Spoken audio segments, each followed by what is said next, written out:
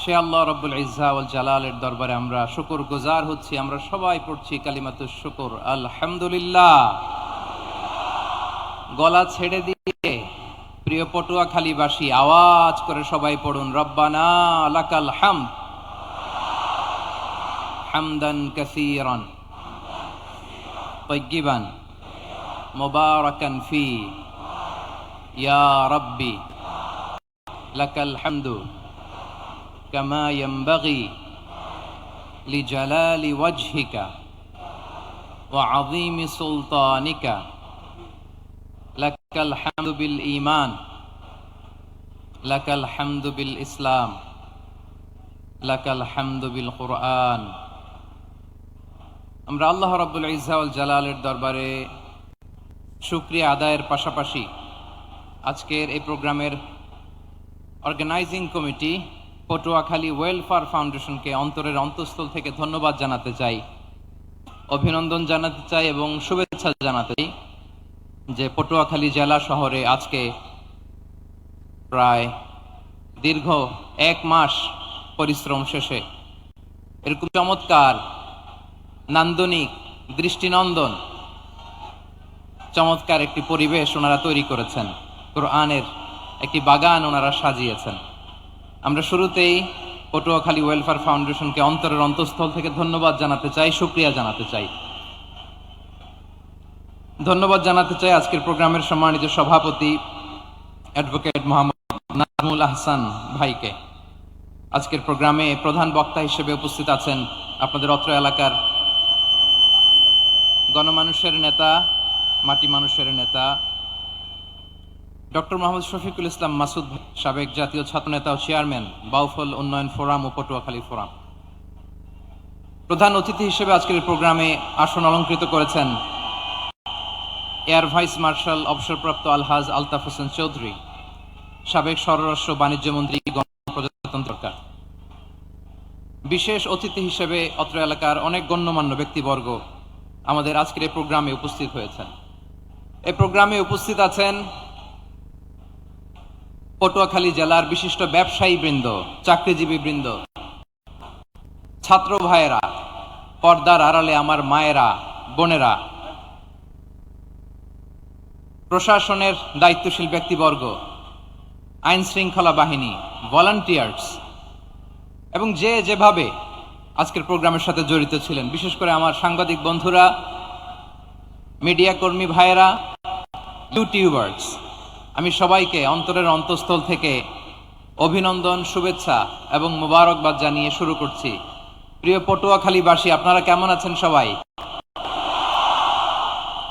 আমি তো দেখলাম যে গতকালই এসে আপনারা বসেছিলেন, কষ্ট হয় নাই? সারাদিন খাওয়া দাওয়া করতে পেরেছিলেন তো? নামাজগুলো সময় মতো পড়তে পেরেছেন? মাশাআল্লাহ, মাশাআল্লাহ। আল্লাহ তাআলা কবুল করুক, আমরা পড়ি আমিন। আপনারা শুনেছেন যে প্রতিটি বিভাগে আমরা একটি করে প্রোগ্রাম দিচ্ছি, একবার করে সফর করছি। তারই ধারাবাহিকতায় বরিশাল বিভাগের এই প্রোগ্রাম আমাদের মাসুদ ভাইয়ের কারণে বাধ্য হয়ে আমাকে পটুয়াখালীতে দিতে হয়েছে। মাসুদ ভাই এমন ভাবে ধরেছেন, রিকোয়েস্ট করেছেন, সেটাকে ডিনাই করার, রিজেক্ট করে দেওয়ার সুযোগ আর হয়নি। আলহামদুলিল্লাহ। খুব চমৎকার একটি শহর, অসাধারণ একটি গড়ি। আমি উপর থেকে দেখছিলাম, খুব গোছানো, খুবই গোছানো সুন্দর একটি শহর, আলহামদুলিল্লাহ। আর পাশেই আছে আপনাদের বিশাল সমুদ্র সৈকত, যেখান থেকে সূর্যোদয় সূর্যাস্ত একসাথে দেখা যায়, ঠিক কিনা বলেন? বরিশাল বিভাগের প্রতি আগে থেকেই আমার আলাদা একটা টান, দুটো কারণে।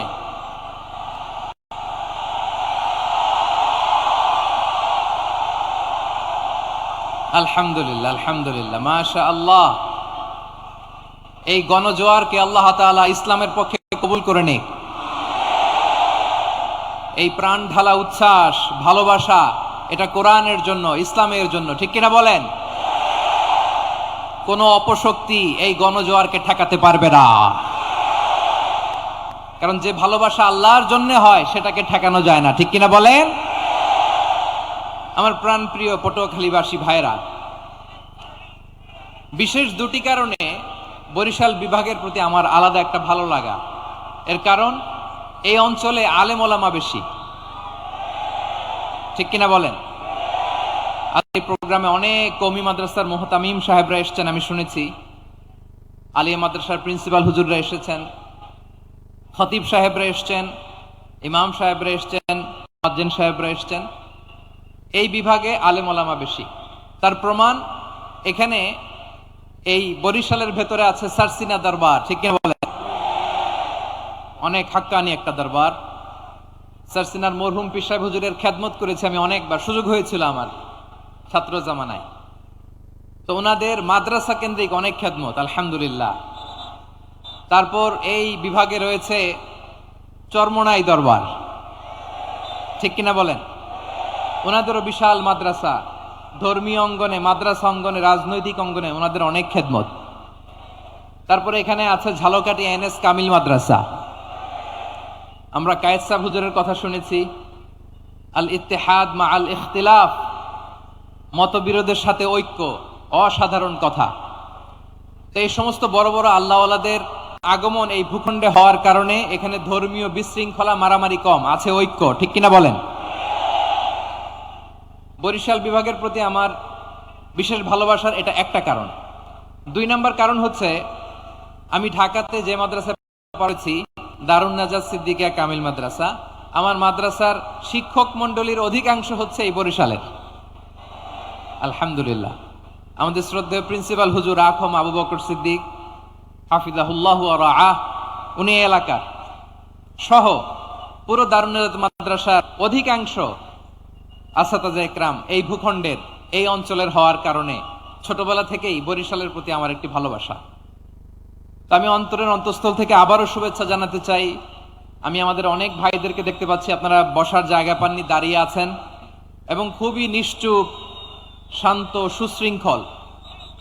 The people of Barisal, they are very smart, আলহামদুলিল্লাহ, মাশাআল্লাহ। এবং শ্রোতা যাদেরকে দেখতে পাচ্ছি, বেশিরভাগের বয়স 15 থেকে 25। জেনজি, যেখানেই যাই জেনজি আমারে ছাড়ে না, মাশাআল্লাহ। এরাই আগামীর বাংলাদেশ, এরাই বাংলাদেশ। এদের হাতে নিরাপদ আমার লাল সবুজের পতাকা, এদের হাতে নিরাপদ 56,000 বর্গ মাইলের প্রতিটি ইঞ্চি মাটি। এজন্য তোমাদেরকে সাবধান থাকতে হবে, সজাগ থাকতে হবে দেশের জন্য, এদেশের সার্বভৌমত্বের জন্য, ঠিক?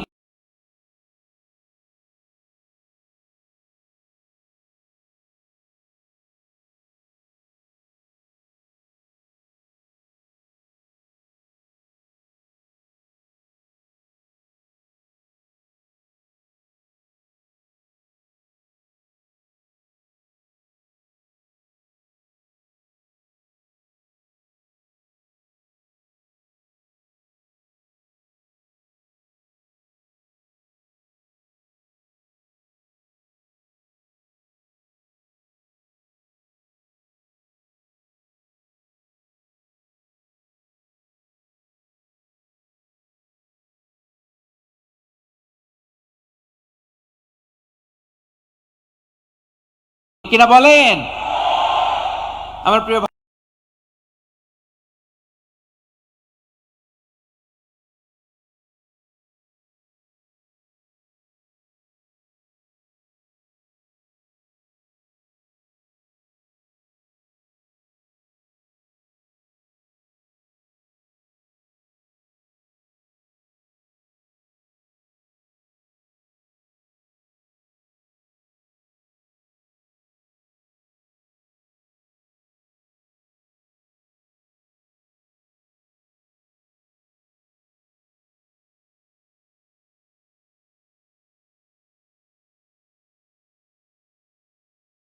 খোঁজখবর নিয়ে আমি আলোচনা শুরু করবো ইনশাআল্লাহ বিইذنিল্লাহ।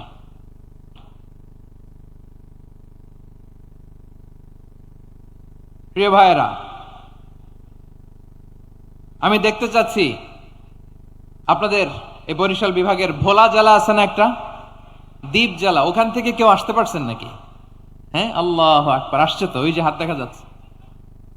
সর্বনাশ, মাশাআল্লাহ, ঠিক আছে।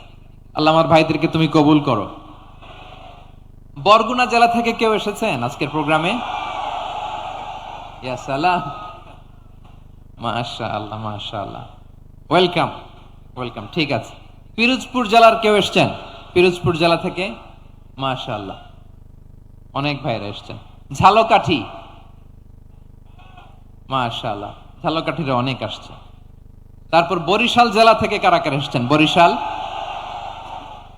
মাশাআল্লাহ তাবারাকাল্লাহ। এবার পটুয়াখালী জেলার কারা কারা দেখি?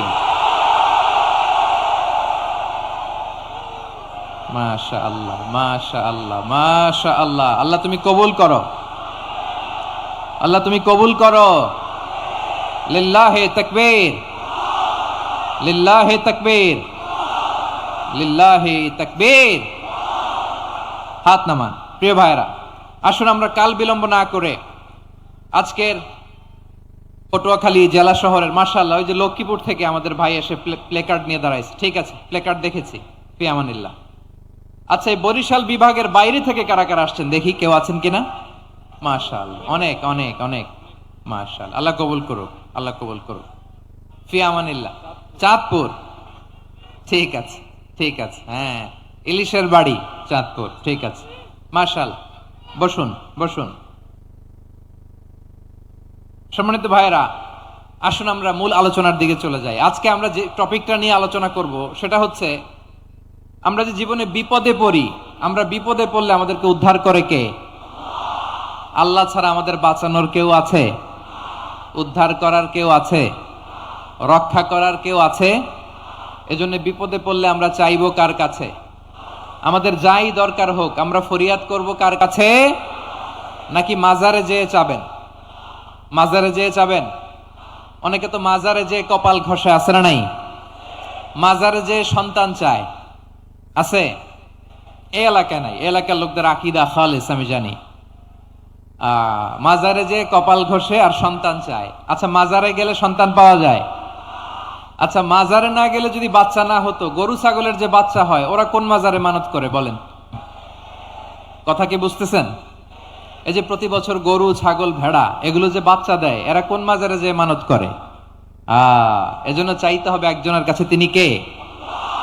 আমার প্রিয় পটুয়াখালীবাসী, মাজার জিয়ারত করা সুন্নাহ। আমরা মাজার জিয়ারত করব, আল্লাহ ওয়ালাদের কবরে যাব, আমরা সেখানে যে সালাম দিব, দোয়া করব, নিজের জন্য করব, কবরে শুয়ে থাকা মাইয়েতের জন্য করব, পুরো মুসলিম উম্মার জন্য করব। কিন্তু কবরে যিনি শুয়ে আছে ওই বাবার কাছে সন্তান চাওয়া যাবে? চাকরি চাওয়া যাবে? সফলতা চাওয়া যাবে? সফলতা দেয় কে? সবাই বলেন নাই, আওয়াজ করে বলেন, সফলতা দেওয়ার মালিক কে? এক কথাই রব্বুল আলামিন বলেন, ওয়া ইয়ামসাসকাল্লাহু বিদুররিন ফালা কাশিফা লাহু ইল্লা হু ওয়া ইয়ুরিদকা বিখাইরিন ফালা রাদ্দা লিফাদলি ইউসিবু বিহি মান ইয়াশাউ মিন ইবাদিহি ওয়া হুয়াল গফুরুর রহিম। আল্লাহু আকবার। আল্লাহ বললেন, ওয়া ইয়ামসাসকাল্লাহু বিদুররিন ফালা কাশিফা লাহু ইল্লা হু। আল্লাহ যদি তোমাকে কোনো বিপদ স্পর্শ করায়, আল্লাহ যদি তোমারে কোনো বিপদে ফেলে দেয়, ওই বিপদ থেকে উদ্ধার করার তিনি ছাড়া আর কেউ নাই। জোরে বলেন ঠিক কিনা? তিনি যদি কোনো বিপদে ফেলেন, তিনি ছাড়া বিপদ থেকে উদ্ধার করার কেউ নাই। আর তিনি যদি তোমার প্রতি কোনো অনুগ্রহ করতে চান, ওই অনুগ্রহ ঠেকিয়ে দেওয়ার ক্ষমতাও কারো নাই। আল্লাহ যদি আপনার সফলতা দিতে চায়, পৃথিবীর কোন শক্তি ওই সফলতাকে থামাতে পারে? এজন্য আল্লাহ বললেন, খবরদার, চিন্তার আকীদা খালিস করে নাও। ওয়া ইয়ামসাসকাল্লাহু বিদুররিন ফালা কাশিফা লাহু ইল্লা হু। আল্লাহ বিপদে ফেললে বিপদ থেকে উদ্ধার করার কেউ থাকে না। আর আল্লাহ যদি তোমার প্রতি দয়া দেখাতে চান, অনুগ্রহ করতে চান, ওই অনুগ্রহকে প্রতিরোধ করার মতো ক্ষমতা কারো নাই। তিনি তার বান্দাদের মধ্য থেকে যাকে ইচ্ছা তাকে দেন, যত ইচ্ছা তত দেন। তিনি ক্ষমাশীল, তিনি মেহেরবান। সুবহানাল্লাহ। তিনি ক্ষমাশীল, তিনি মেহেরবান। তাহলে এই আয়াত থেকে আমরা বুঝতে পারলাম, আমরা যদি বিপদে পড়ি আমাদেরকে কেউ বাঁচাতে পারে না। আমার বাবা আমারে বাঁচাতে পারে? হ্যাঁ? আমার মা আমাকে বাঁচাতে পারে? আমার বন্ধু আমারে বাঁচাতে পারে? আমার দলের কর্মী আমাকে বাঁচাতে পারে? আমার পীর সাহেব আমারে বাঁচাতে পারে? আমার পটুয়াখালীর ভাইয়েরা খেয়াল রাখবেন, বাঁচাতে পারে এক মহান সত্তা, উদ্ধার করতে পারে এক মহান সত্তা। চিৎকার করে বলুন, তিনি কে? আবার আল্লাহ বললেন, আম্মাই ইউজিবুল মুত্তাররা ইযা দাআহু ওয়া ইয়াকশিফুস সুআ ওয়া ইয়াজআলুকুম খুলাফাআল আরদ আইলাহুম মা'আল্লাহ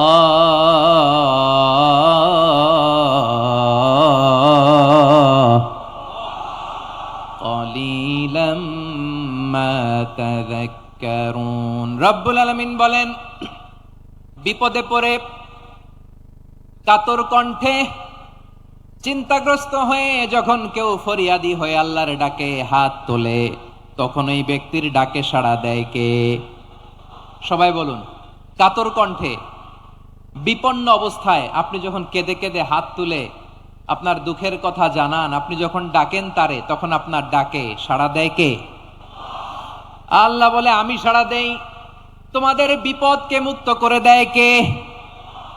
ওই আল্লাহর সাথে কোন উপাস্য আছে নাকি? কিন্তু খুব অল্প সংখ্যক লোকই তোমরা উপদেশ গ্রহণ করো। কথাটা কার? তাহলে বিপন্ন মানবতা যখন কাঁদে, মানুষ যখন বিপদে পড়ে নিরুপায় হয়ে ফরিয়াদ করে, তার ডাক শোনার কেউ নাই একজন ছাড়া। চিল্লায় বলেন তো, তিনি কে? এজন্য আমরা ফরিয়াদের হাত কার দিকে তুলবো? প্রিয় পটুয়াখালী বলেন, ফরিয়াদের দুটো হাত আমরা কার দিকে তুলবো? এবং খেয়াল রাখতে হবে, মাথার সাথে সেট করে নিতে হবে, আল্লাহ ছাড়া আমাকে উদ্ধার করার কেউ নাই। এই পৃথিবীতে কেউ আপন না। প্রিয় ভাইরা, বিপদে পড়লে বোঝা যায় কেউ আপন না। আপন শুধু একজন মহান সত্তা, তিনি কে? এটা কি আপনারা খেয়াল রাখতে পারবেন? হ্যাঁ, বিপদে আপদে কেউ আমাদের বাঁচাতে পারে না, তরাতে পারে না, মুক্তি দিতে পারে না, উদ্ধার করতে পারে না, একমাত্র আমার প্রভু ছাড়া, আল্লাহ ছাড়া। চিল্লায় বলেন ঠিক কিনা? এবং প্রিয় পটুয়াখালীর ভাইয়েরা, মাথার সাথে এটা সেট করে নিতে হবে যে আমাদের পুরো জীবনটাই পরীক্ষা। পুরো জীবনটাই কি? The life is a test. পুরো জীবনটাই পরীক্ষা।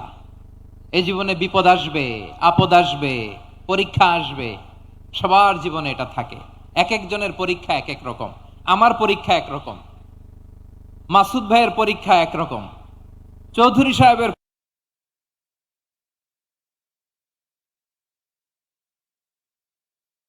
পরীক্ষা ক্ষেত্র। সবাই পরীক্ষা দিচ্ছি, কিন্তু কারো পরীক্ষা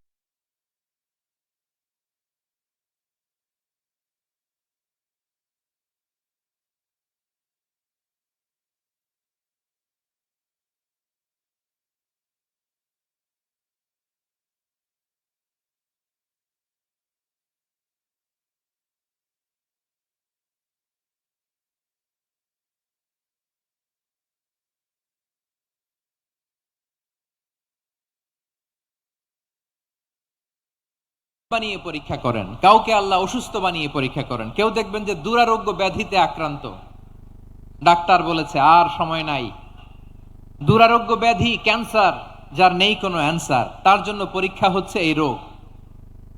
আরেক লোক দেখবেন তার আবার রোগ বালাই নাই, মাশাআল্লাহ, তাকে আল্লাহ তাআলা আর্থিক দৈন্যতা, দারিদ্রতা দিয়ে পরীক্ষা করছেন। এরকম আছে না নাই?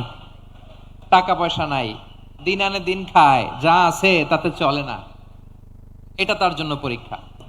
আবার আরেক শ্রেণীর লোক দেখবেন তাকে আল্লাহ অসুস্থতাও দেয় নাই, দারিদ্রতাও দেয় নাই, তার দাম্পত্য জীবনের সমস্যা আছে না নাই? স্ত্রী কথা শোনে না, অথবা ছেলে মেয়ে কথা শোনে না। তাহলে পরীক্ষা সবার জীবনে আছে, এক একজনের পরীক্ষাটা এক এক রকম। আল্লাহ তাআলা দেখতে চায় যে এই পরীক্ষার সময় আমরা কিরকম রেসপন্স করি। How to deal with the test, কিভাবে এই বিপদ আপদ পরীক্ষাগুলোকে আমরা হ্যান্ডেল করব, ডিল করব, এটা হচ্ছে আজকের আলোচনার বিষয়। বুঝতে পেরেছেন সবাই আমার প্রিয় ভাইরা? তাহলে পরীক্ষাময় আমাদের জীবন, বিপদ আপদ পরীক্ষা, এটা মানুষের পিছু ছাড়ে না। সবার জীবনে পরীক্ষা আছে। নবীদের জীবনেও পরীক্ষা ছিল। সাহাবারা জিজ্ঞেস করেছেন, ইয়া রাসূলুল্লাহ, আইয়ুন নাসি আশাদ্দু বালাআন ফিদ দুনিয়া, এই দুনিয়ার বুকে কাদের পরীক্ষা সবচেয়ে বেশি? বিশ্বনবী বলেছেন আল আম্বিয়া, এই পৃথিবীতে সবচেয়ে বেশি পরীক্ষা আল্লাহ তাআলা নিয়ে থাকেন নবীদের। কাদের? নবীদের। সুম্মাল আমসাল ফাল আমসাল, এরপরে নবীদের পরের স্তরে যারা তাদের পরীক্ষা, এরপরে তাদের পরের স্তরে যারা তাদের পরীক্ষা, সিদ্দিকিনদের, শুহাদাদের, সালিহিনদের, আল্লাহওয়ালাদের। যার ঈমান যত মজবুত তার জীবনে পরীক্ষাও তত বেশি। চিল্লায় বলেন ঠিক কিনা? তাহলে মুমিনরা, বিশ্বাসীরা, আমরা কি পরীক্ষা বিপদ আপদে ভয় পাই? হ্যাঁ, বিপদ দেখলে ভয় লাগে আপনাদের? ভয় লাগে? হ্যাঁ, না, মুমিনরা বিপদে ভয় পায় না, তারা হতাশ হয় না, সুবহানাল্লাহ, তারা নিরাশ হয় না। বিশ্বাসীরা হাল ছেড়ে দেয় না, তারা ভরসা রাখে একজনের উপর। চিল্লায় বলতে হবে তিনি কে? কারণ মুমিন জানে the grief isn't permanent, the test isn't permanent, the struggle in our life isn't permanent. আমাদের জীবনের দুঃখ, কষ্ট, স্ট্রাগল এগুলো পার্মানেন্ট নয়। after every difficulties there is an ease. সব কষ্টের পরেই একটা সুখ আছে না নাই?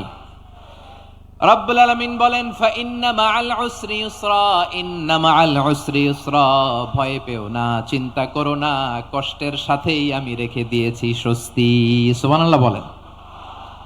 মুমিন জীবনে বিপদ যত বেশি, কষ্ট যত বেশি, তার সামনে সফলতা তার চেয়েও বেশি। ঠিক কিনা বলেন? কারণ বিশ্বাসীরা জানে রাত্রি যত গভীর হয় সুবহে সাদিকের সময় তত আগাতে থাকে। গর্ভবতী নারীর পেটের ব্যথা যত বাড়তে থাকে, ঘরে নতুন মেহমান আগমনের সময় ঘনাতে থাকে। মুমিনদের উপর বিপদ, অত্যাচার, আপদ, পরীক্ষা যত বাড়তে থাকে, কালেমার পতাকা উড্ডয়নের সময় কাছে আসতে থাকে।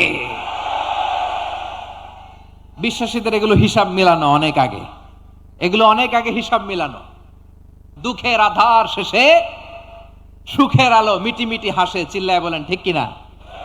দুঃখের আধার শেষে আলোর প্রভাত হাসে, হতাশার কালো মেঘে যায় গো ভেসে, হতাশার কালো মেঘে যায় গো ভেসে।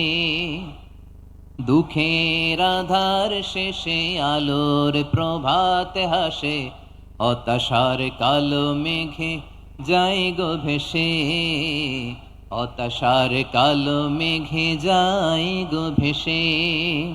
কোরআনের পাতায় পাতায় দেখো ঈমানের পথ ঢাকা ব্যথার কাটায়। কোরআনের পাতায় দুঃখের আধার শেষে আলোর প্রভাত হাসে, হতাশার কালো মেঘে যায় গো ভেসে, হতাশার কালো মেঘে যায় গো ভেসে। ঠিক কিনা বলেন? দুঃখ যত বেশি, পরীক্ষা যত বেশি, কষ্ট যত বেশি, সুখের সময় তত কাছাকাছি। চিল্লায় বলতে হবে ঠিক কিনা? এজন্য মুমিন জীবনে পরীক্ষা বেশি, মুমিনদের হতাশা নাই। মুমিনরা নিরাশ হয় না, হতাশ হয় কাফিররা। মুমিনরা কখনো হাল ছেড়ে দেয় না, মুমিনরা ভরসা রাখে একজনের উপর, তিনি কে? তাহলে আমার প্রিয় পটুয়াখালীবাসী, বিপদ থাকবে, পরীক্ষা থাকবে, এই বিপদ থেকে আমাদেরকে উদ্ধার করবেন একজন, তিনি কে? আমরা শুধু আল্লাহর উপরই ভরসা রাখবো। রাজি আছেন তো? চাইবো একজন সত্তার কাছে। আওয়াজ করে বলুন তিনি কে? একজন সত্তার কাছে চাইবে। বিশ্বনবী উনার চাচাতো ভাই আব্দুল্লাহ ইবনে আব্বাস রাদিয়াল্লাহু তাআলা আনহুকে বললেন, ইয়া আব্দুল্লাহ ইবনুল আব্বাস, হে আব্দুল্লাহ ইবনে আব্বাস, ইযা সাআলতা ফাসআলিল্লাহ, যখন চাইবে আল্লাহর কাছে চাও। ও আব্দুল্লাহ, যখন চাইবা আল্লাহর কাছে চাও। ওয়া ইযা ইসতাআনতা ফাসতাইন বিল্লাহ, যখন সাহায্য চাইবা আল্লাহর কাছে ফরিয়াদ করো।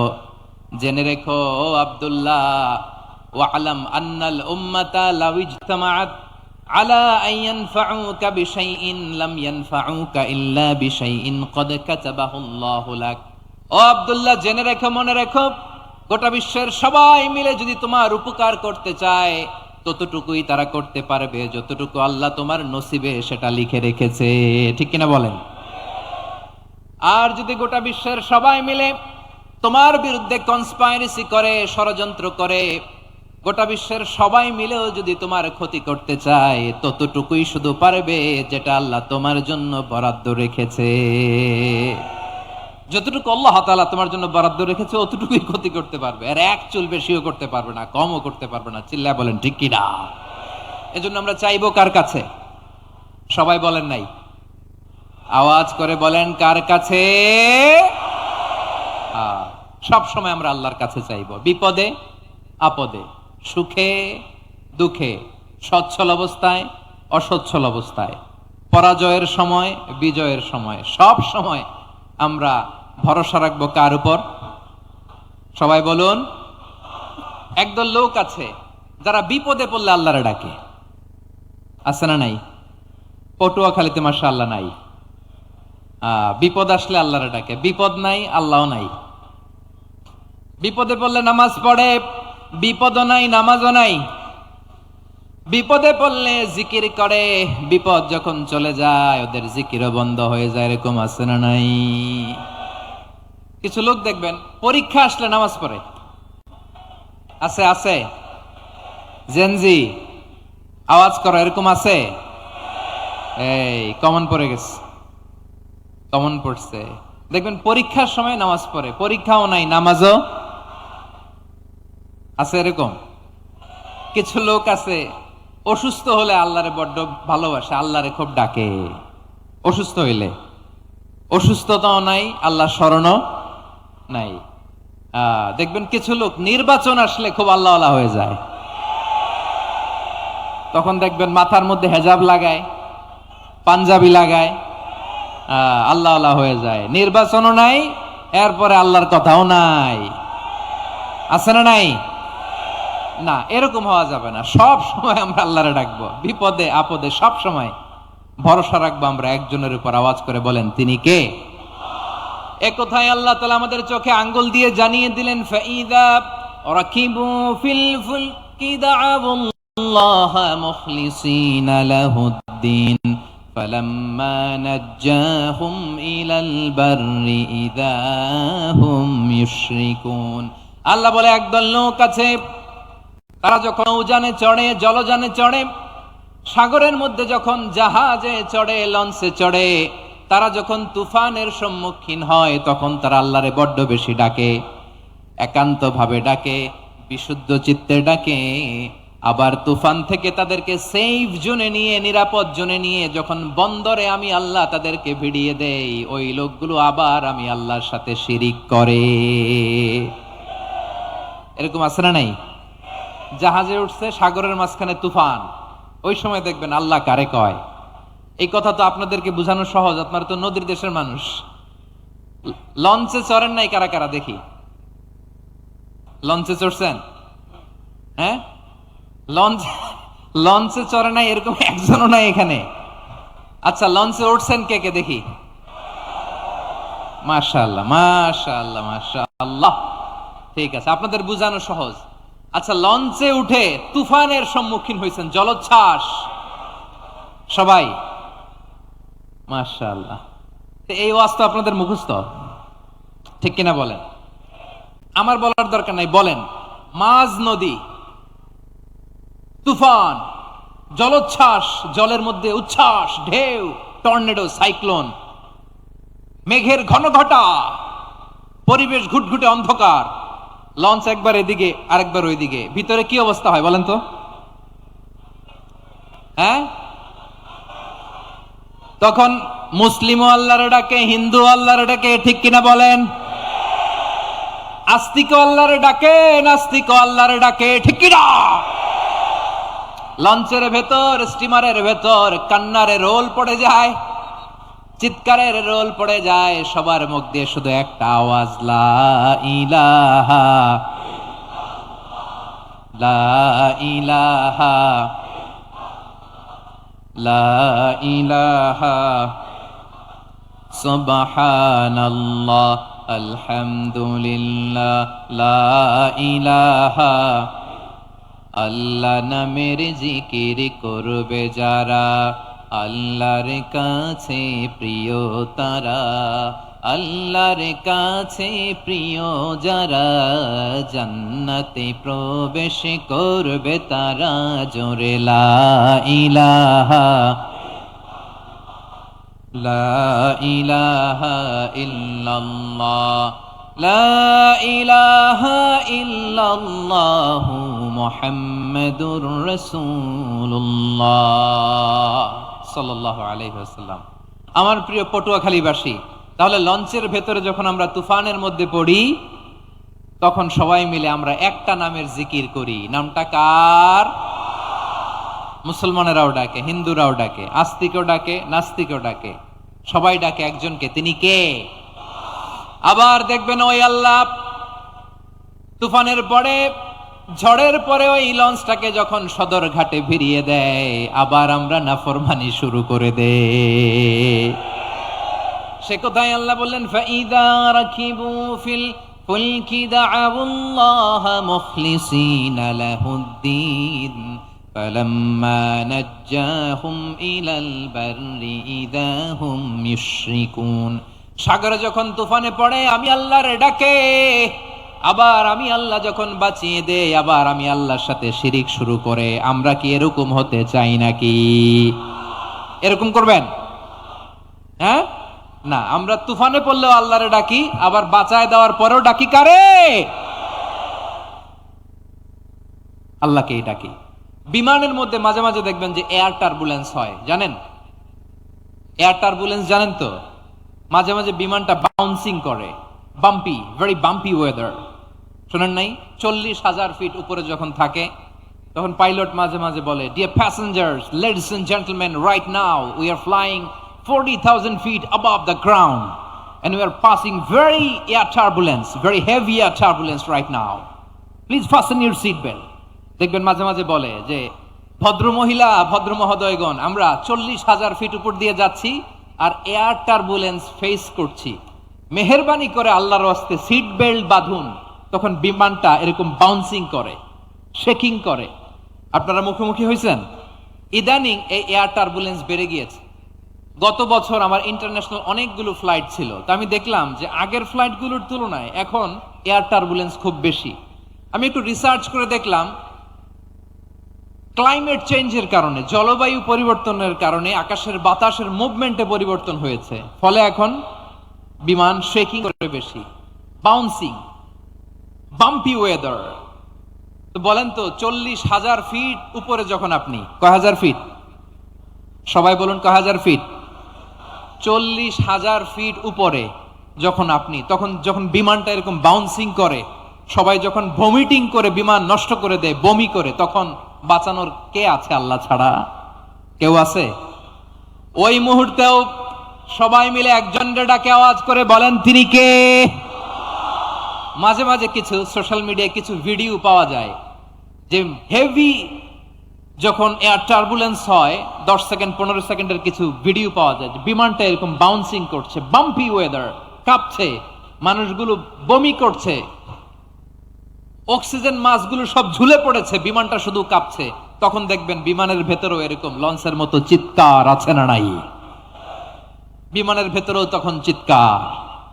গত বছর হিথ্রো এয়ারপোর্ট থেকে সিঙ্গাপুর এয়ারলাইন্সের একটা ফ্লাইট, হিথ্রো টু চাঙ্গি, একটা ফ্লাইটে এমন বেশি এয়ার টার্বুলেন্সের শিকার হয়েছিল ওই এয়ারক্রাফটটা, 33 জন যাত্রী সেখানে আহত হয়েছে, একজন যাত্রী নিহত হয়েছে। কেবিন ক্রুজ, এয়ার হোস্টেস যারা আছে, একজনের নাক ফেটে, চোখ ফেটে, কপাল ফেটে, ব্লিডিং হয়ে শয়লা। প্রিয় ভাইয়েরা, ওই 40,000 ফিট উপরে বিমানটা যখন কাঁপবে, তখন আমাদেরকে আল্লাহ ছাড়া আর কেউ বাঁচানোর আছে? এত আস্তে বললে হবে? ওই কঠিন মুহূর্তে আমার বাবা আমারে বাঁচাতে পারে, আমার বন্ধু আমারে বাঁচাতে পারে। এই গ্রাউন্ডে, জমিনের বুকে আমার প্রোটোকল, আমার ক্ষমতা, আমার দাম্ভিকতা কোনো কিছু আমারে বাঁচাতে পারে? একজন ছাড়া, চিল্লায় বলতে হবে, তিনি কে?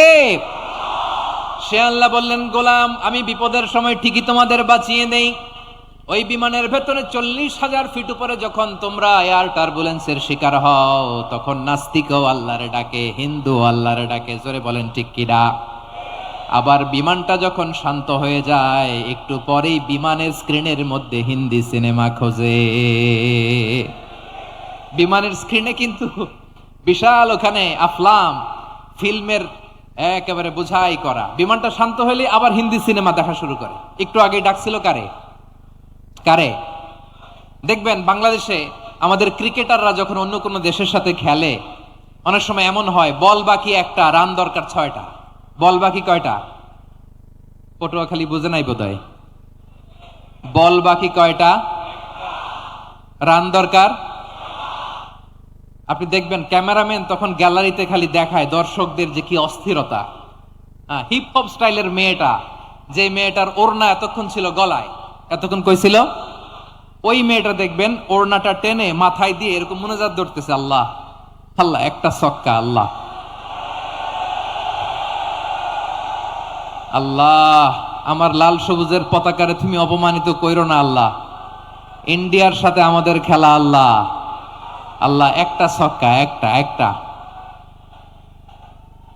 পুরো পুরো খেলা জুড়ে এই মেয়ের ওড়না ছিল গলায়, কিন্তু যখন 1 বলে 6 রান দরকার, ওড়না চলে আসছে কোথায়? মাথায়। আবার মুনাজাত আছে না নাই? ঠিকই বাংলাদেশের দামাল ছেলে এমন এক শট মারলো, বল চলে গেল স্টেডিয়ামের বাইরে, ছক্কা, জিতে গেলাম আমরা। পুরো স্টেডিয়াম জুড়ে চিৎকার, হই হুল্লোড়, মৌজ মাস্তি। যেই মেয়েটা মাথার মধ্যে ওড়না দিয়ে এতক্ষণ সুবহানাল্লাহ সুবহানাল্লাহ বলে আল্লাহর কাছে দোয়া করেছে, ওই মেয়ে এখন আবার ওড়না ফেলে দিয়ে নাচা শুরু করে দিয়েছে। তাহলে আল্লাহর ভয়, আল্লাহর প্রতি আস্থা, বিশ্বাস, ভালোবাসা, এটা কি ক্ষণিকের জন্য? মানে আমার যখন লাগবে তখন আল্লাহর ইউজ করবো নাকি? হ্যাঁ, বিপদে আপদে, সুখের সময় দুঃখের সময়, সচ্ছল অসচ্ছল অবস্থায় বিশ্বাসীরা ভরসা রাখে একজনের উপর। চিৎকার করে বলো পটুয়াখালী তিনি কে? সে আল্লাহ বললেন, গোলাম মনে করো না জাহাজ থেকে সদরঘাটে ভিড়িয়ে দিলাম তুমি নিরাপদ হয়ে গেছো।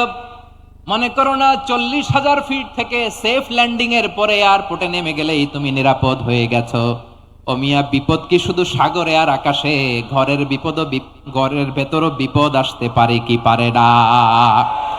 এজন্য সূরা মুলক আল্লাহ বললেন, আমিনতুম মান ফিস সামাই আন ইয়াখসিফা বিকুমুল আরদা ফাইযা হিয়া তামুর। তোমরা কি ভাবছো তোমরা নিরাপদ? সাগরের মধ্যে তুফান, আল্লাহ আল্লাহ ডাকলাম, সদরঘাটে যেয়ে পড়ছি, বাইসা গেছেন তো আপনি। আর পাবে আপনারে আল্লাহ? আল্লাহর তো সাগরের মাঝখানে তো আল্লাহ আপনারা পাইছিল, আর তো পাবে না। আর পাবে আপনারে? আর আল্লাহ ধরতে পারবে আপনারে? ঘরের ভেতরও বিপদ দিয়ে আটকাতে পারে কে? 5 স্টার 7 স্টার হোটেলের ভেতরও আমাকে বিপদের মধ্যে ফেলে দিতে পারেন কে? আল্লাহ বললেন, তোমরা কি ভেবেছো তোমরা নিরাপদ? আমি চাইলে ল্যান্ডস্লাইডস, ভূমি ধস দিয়ে 1 লক্ষ এক মুহূর্তে নিয়ে যেতে পারি। এক সুনামি দিয়ে থাপ্পড় মেরে 3 লক্ষ সাগরের ভেতরে ঢুকাই দিতে পারি। 1 সেকেন্ডও লাগে না আমার। আম আমিনতুম মান ফিস সামাই আন ইউরসিলা আলাইকুম হাসিবা ফাসাতা'লামুনা কাইফা নাযীর। আল্লাহ চাইলে আকাশ থেকে পাথর বৃষ্টি নাজিল করতে পারেন কি পারেন না? এই মুহূর্তে এখানে ভূমিকম্প দিতে পারেন কি পারেন না? আচ্ছা, ভূমিকম্প যখন হয় আমাদের কারো হুঁশ থাকে?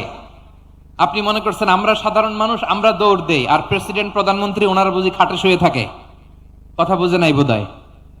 ভূমিকম্প, আর্থকোয়েক যদি হয়, বাঁচার জন্য আমরা কি করি? হয় খাটের তলায়, ডাইনিং টেবিলের নিচে, উপরে শক্ত কিছু আছে এটার নিচে, অথবা ঘর থুইয়া দেও দৌড়। তো প্রধানমন্ত্রী উনি কি করে? প্রেসিডেন্ট উনি কি করে? হ্যাঁ, উনি খাটের মধ্যে যে শুয়ে থাকে নাকি? উনিও দৌড়, সাধারণ মানুষও দৌড়, প্রধানমন্ত্রীও দৌড়, বাড়িওয়ালাও দৌড়, ভাড়াটিয়াও দৌড়, সবাই দৌড়। নাকি ভাড়াটিয়ারা বাড়ি থুইয়া দৌড়, বাড়িওয়ালারা আর বেরোয় না? এরকম না। তাহলে যে কোনো মুহূর্তে ভূমিকম্প দিয়ে নাস্তানাবুদ করতে পারে কে? আমার প্রিয় ভাইয়েরা, আমরা নিরাপদ নই, আমরা তার দয়ায় বেঁচে আছি। কার দয়ায়? এজন্য আল্লাহ বললেন, গোলাম যে কোনো মুহূর্তে বিপদ দিয়ে তোমাদেরকে নাস্তানাবুদ করতে পারি। বিশ্বাসী বলে যদি নিজেকে দাবি করো, সব সময় ডাকতে হবে একজন সত্তাকে। বলেন তিনি কে? এই কথা ক্লিয়ার? এই সবগুলো উদাহরণ শেষে সবার কাছে ক্লিয়ার হয়েছে না যে বিপদ থেকে, আপদ থেকে, পরীক্ষা থেকে, ক্যালামিটি থেকে আমাদেরকে কেউ বাঁচাতে পারে না একজন সত্তা ছাড়া। আবারও বলেন তো তিনি কে? ক্লিয়ার? হ্যাঁ, সবাই বুঝতে পারছেন? আচ্ছা, এবার আমরা দেখি বিষ্ণু ঈসা ইসলামের জীবনে বিপদ আপদ ছিল কিনা, উনি বিপদ আসলে কিভাবে ডিল করতেন, বিপদ আসলে কোন দোয়া পড়তে হয়, কিভাবে ফরিয়াদের হাত উত্তোলন করতে হয়, কিভাবে রবের দরবারে নতজানু হয়ে ফরিয়াদ করতে হয়, এটা জানার দরকার আছে না নাই? আসুন আমরা বিশ্বনবীর জীবনী থেকে দেখি বিপদ আসলে উনি কি করতেন। বিপদ আসলেই প্রথমে বিশ্বনবী সাল্লাল্লাহু আলাইহি ওয়াসাল্লাম একটা দোয়া পড়তেন। কি পড়তেন? তিনি পড়তেন ইন্না লিল্লাহি ওয়া ইন্না ইলাইহি রাজিউন। নিশ্চয় আমরা আল্লাহর জন্য, নিশ্চয় আমরা কার দিকে ফিরবো ভাই? আবার কার দিকে ফিরবো? আওয়াজ করে বলুন তো, আমরা এসেছি কার কাছ থেকে, আবারও ফিরে যাব কার কাছে? এজন্য বিশ্বনবী পড়ছেন ইন্না লিল্লাহি ওয়া ইন্না ইলাইহি রাজিউন। নিশ্চয় আল্লাহর জন্য, ওই আল্লাহর দিকেই আমরা ফিরে যাব। তারপরে বিশ্বনবী পড়তেন আল্লাহুম্মা আজুরনি ফি মুসিবাতি ওয়াখলুফ লি খায়রাম মিনহা। একসাথে প্রথমে পড়তেন ইন্না লিল্লাহি ওয়া ইন্না ইলাইহি রাজিউন, তারপর পরই পড়তেন আল্লাহুম্মা আজুরনি ফি মুসিবাতি ওয়াখলুফ লি খায়রাম মিনহা। মানে আল্লাহ, এই যে আমি বিপদে ধৈর্য ধারণ করলাম, এটার সব তুমি আমার দাও, আর যেটা হারালাম এর চেয়ে ভালো কিছু দিয়ে মেকআপ করে দিও, ভালো কিছু দিয়ে বদল করে দিও। সুবহানাল্লাহ পড়েন। তাহলে বিপদ আসলে আমরা কি পড়ব? কথা বলেন। এই যে আমি শুয়েছিলাম, নাশিদ গাচ্ছিল ওরা, এদেশে পরস্পরে দেখা হলে দেয় সালাম, এদেশে আমজনতার হৃদয় জুড়ে পাক কালাম, এদেশে বিপদ এলে সর্বজনে সর্বক্ষণে দোয়া পড়ে ইন্না লিল্লাহ। কি পড়ে? সুবহানাল্লাহ সুবহানাল্লাহ সুবহানাল্লাহ সুবহানাল্লাহ। এদেশে আজান শুনে সূর্য ওঠে শহর গ্রামে, এদেশে আজান শুনে সূর্য ডুবে সন্ধ্যা নামে, এদেশে সকল কাজে সবাই বলে বিসমিল্লাহ, এদেশে ভালো কিছু দেখে শুনে হাসি মুখে সবাই বলে মাশা আল্লাহ। সুবহানাল্লাহ পড়ে। তাহলে বিপদ এলে আমরা কি পড়ি? কথা বুঝলে সবাই উত্তর দিতে হবে। বিপদ এলে কি পড়ি? তাহলে বিপদ এলেই আমরা এখন থেকে ইন্না লিল্লাহ পড়বো, নাকি হাই হুতাশ করবেন? একদল আছে হাই হুতাশ করে, হায় আল্লাহ রে মোর কি হইল রে, মুই কি হরমু রে, মুই কমবে জামু রে, আছে না নাই? এরকম বিলাপ করতে নিষেধ করেছেন বিশ্বনবী। কি করব, কই যাব, কি হবে, হায় হায়, এরকম হাহুতাশ আছে না নাই? বিশ্বাসীরা হাহুতাশ করে না, তারা ইন্না লিল্লাহ পড়ে। কি পড়ে মনে থাকবে? আমরা পড়ব ইন্না লিল্লাহি ওয়া ইন্না ইলাইহি রাজিউন। নিশ্চয়ই আমরা আল্লাহর জন্য, আমরা আল্লাহর দিকেই ফিরে যাব। এরপর পড়ব আল্লাহুম্মা আজুরনি ফি মুসিবাতি ওয়াখলুফ লি খায়রাম মিনহা। আল্লাহ, আমি যে বিপদে ধৈর্য ধারণ করলাম এটার সওয়াব দিও, আর যা হারালাম তার চেয়ে ভালো কিছু দিয়ে বদল করে দিও। সুবহানাল্লাহ পড়েন। বিশ্বনবীর হাদিস শুনলেন উম্মে সালামা রাদিয়াল্লাহু তাআলা আনহা। ওনার স্বামী হলো আবু সালামা। মজার ঘটনা খেয়াল করে শুনেন আমার প্রিয় কলিজার টুকরা ভাইয়েরা। কানগুলো খরগোশের কানের মতো খাড়া করে আমার দিকে তাকান। সাইয়্যিদাতুনা উম্মে সালামা রাদিয়াল্লাহু তাআলা আনহা, ওনার স্বামীর নাম আবু সালামা। শ্রেষ্ঠ দম্পতি, শ্রেষ্ঠ ফ্যামিলি। প্রথমে হিজরত করেছিলেন হাবাসায়, পরে হিজরত করেছেন মদিনায়। উহুদ যুদ্ধের পরে ওনার স্বামী আবু সালামা ইন্তেকাল করলো, শহীদ হলো। সুবহানাল্লাহ পড়েন। যখন আবু সালামা ইন্তেকাল করলো, উম্মে সালামা রাদিয়াল্লাহু তাআলা আনহা কেঁদে কেঁদে হয়রান। আর নবীর শিখানো বাণী অনুযায়ী তিনি বারবার পড়ছিলেন ইন্না লিল্লাহ। কি পড়ছিলেন? মুই কই জামু, কি হরমু, এগুলো বলে নাই। কি বলছে? ইন্না লিল্লাহ। যেহেতু বিশ্বনবী বলেছেন কেউ যদি বিপদের প্রথম ধাক্কায় পড়ে ইন্না লিল্লাহি ওয়া ইন্না ইলাইহি রাজিউন, আল্লাহুম্মা আজুরনি ফি মুসিবাতি ওয়াখলুফ লি খায়রাম মিনহা, তাহলে এই বিপদে যে সে যা হারালো তার চেয়ে শ্রেষ্ঠ কিছু দিয়ে আল্লাহ তার বদল দিয়ে দিবে। এই হাদিস শুনে উম্মে সালামা রাদিয়াল্লাহু তাআলা আনহা ওনার প্রাণ প্রিয় স্বামী আবু সালামার ইন্তেকালের পরে চোখের পানি ছাড়ে আর পড়ে ইন্না লিল্লাহি ওয়া ইন্না ইলাইহি রাজিউন, আল্লাহুম্মা আজুরনি ফি মুসিবাতি ওয়াখলুফ লি খায়রাম মিনহা। বারবার এই দোয়া পড়ে চোখের পানি ছাড়ে, এই দোয়া পড়ে চোখের পানি ছাড়ে, আর মনে মনে বলে আবু সালামার মতো ভালো মানুষ মদিনাতে নাই, আবু সালামার চেয়েও ভালো মানুষ মদিনাতে নাই। তার চেয়ে ভালো মানুষ কি করে আল্লাহ তাআলা আমারে দিবে, তার চেয়ে ভালো মানুষ তো আমি মদিনাতে দেখি না। চোখের পানি দিয়ে বুক ভাসায় আর নবীর হাদিসের উপর আমল করে পড়ে ইন্না লিল্লাহি ওয়া ইন্না ইলাইহি রাজিউন, ইন্না লিল্লাহি ওয়া ইন্না ইলাইহি রাজিউন। পড়তে পড়তে চোখের পানি ছাড়ে আর চিন্তা করে বিশ্বনবী বললেন, এই দোয়া পড়লে যেটা হারালাম তার চেয়ে ভালো কিছু দিয়ে আল্লাহ পুরস্কার দেয়। আবু সালামের চেয়ে ভালো মানুষ মদিনার মধ্যে আর কে হতে পারে? কি আজীব তামাশা, কি অবাক করা ঘটনা। কিছুদিন পরে দেখা গেল সাইয়্যিদুল মুরসালিন রাহমাতাল লিল আলামিন স্বয়ং বিশ্ব নবী উম্মে সালামাকে বিয়ের প্রস্তাব পাঠিয়েছে। স্বয়ং বিশ্ব নবী উম্মে সালামা রাদিয়াল্লাহু তাআলা আনহাকে বিয়ের প্রস্তাব পাঠিয়েছেন। উনি রাজি হয়ে গেলেন, বিয়ে হয়ে গেল, উনি হয়ে গেলেন উম্মুল মুমিনিন, আমাদের মা, পুরো মুসলিম উম্মার মা। চিৎকার করে বলেন আল্লাহু আকবার। তাহলে আমার প্রাণ প্রিয় ভাইয়েরা, বিপদে পড়লে আমরা পড়বো ইন্না লিল্লাহি ওয়া ইন্না ইলাইহি রাজিউন, আল্লাহুম্মা আজুরনি ফি মুসিবাতি ওয়াখলুফ লি খায়রাম মিনহা। পড়বেন? পড়বেন না? যারা যারা বিপদ আসলে এই দোয়াটা পড়বেন এখন থেকে আওয়াজ করে ইনশাআল্লাহ বলেন। যা হারাইছেন তার চেয়ে শ্রেষ্ঠ জিনিস দিয়ে বদলা দিবে কে?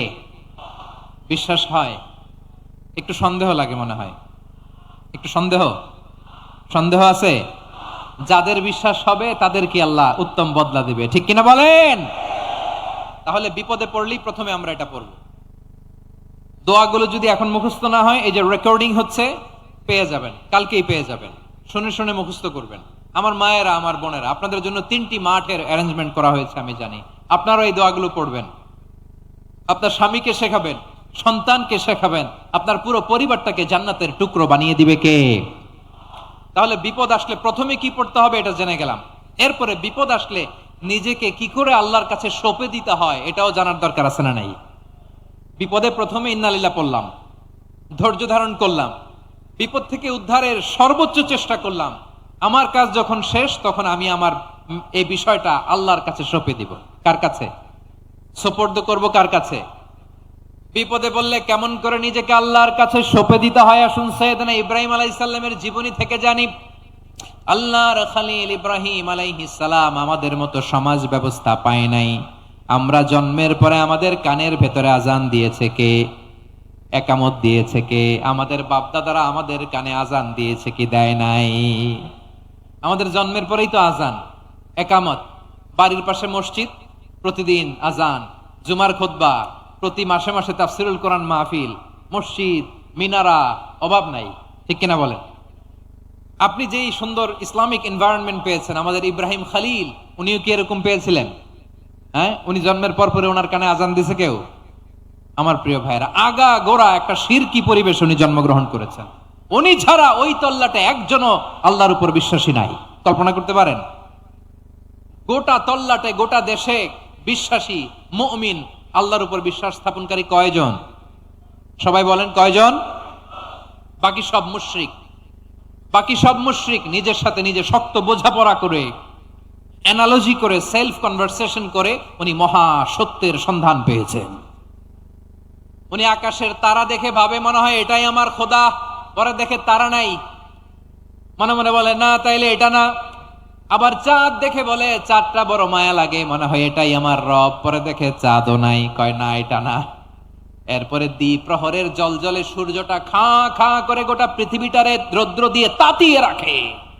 তিনি ভাবলেন মনে হয় এটাই আমার রব, কারণ এটাই তো সবচেয়ে বড়। কিন্তু বিকেল বেলা ওই সূর্যটাও যখন চলে যায়, সাইয়েদনা ইব্রাহিম বলে না এটাও তো নাই, আমার খোদা যদি আমারে ছেড়ে চলে যায়, বিপদে পড়লে আমারে উদ্ধার করবে কে?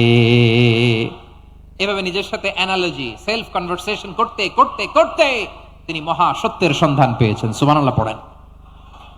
সব শেষে তিনি ডিসিশন নিয়ে ঘোষণা দিলেন, ইন্নী ওয়াজ্জাহতু ওয়াজহিয়া লিল্লাযী ফাতারাস সামাওয়াতি ওয়াল আরদা হানিফান ওয়া মা আনা মিনাল মুশরিকিন। নিশ্চয় আমি এমন সত্তার দিকে মনোনিবেশ করলাম, মুখাপেক্ষী হলাম, যিনি আকাশ বানিয়েছেন, জমিন বানিয়েছেন, আমি মুশরিক নই। সুবহানাল্লাহ। পারতেন? আপনি পারতেন? কেউ নাই, লক্ষ লক্ষ মুশরিক, আপনি একা। ওনার মতো এরকম বিচক্ষণতা দিয়ে আল্লাহরে খুঁজে পাইতে পারতেন আপনি? কি নবী ছিল! আল্লাহকে খুঁজে পেয়েছে। যখন আল্লাহর ইবাদত শুরু করলো, এই কথা ছড়ায় পড়লো চারদিকে। নমরুদ সাইয়েদনা ইব্রাহিমকে ডেকে পাঠালেন। নমরুদ বলে, ইব্রাহিম, তুমি নাকি মূর্তির পূজা না করে কোন নতুন রবের ইবাদত করো, কে তোমার রব? সাইয়েদনা ইব্রাহিম বললেন, রব্বি আল্লাযী ইউহয়ী ওয়া ইউমীত, আমি এমন রবের ইবাদত করি যিনি জীবন দেন, যিনি মৃত্যু দেন। নমরুদ বলে, তাই নাকি? তোমার রব জীবন দেয়, মৃত্যু দেয়, আর এটা তো আমি দেই। আমিও তো জীবন দেই, আমিও তো মৃত্যু দেই। সাইয়েদনা ইব্রাহিম বললেন, কেমন করে তুমি জীবন দাও, মৃত্যু দাও, একটু দেখাও তো। নমরুদ জেলখানা থেকে দুজন কয়েদিকে ডেকে আনলো। কয়েদি এনে অর্ডার করলো, একটাকে এখনই শিরোচ্ছেদ, হেড অফ, ডেথ পেনাল্টি, মৃত্যুদণ্ড দেয়া হলো। ফিনকি দিয়ে রক্ত বেরোলো। নমরুদ বলে, দেখো, দুজনকে ধরে আনলাম, একজন কয়েদিকে দিলাম ডেথ পেনাল্টি, মৃত্যুদণ্ড, ওরে মৃত্যু দিলাম।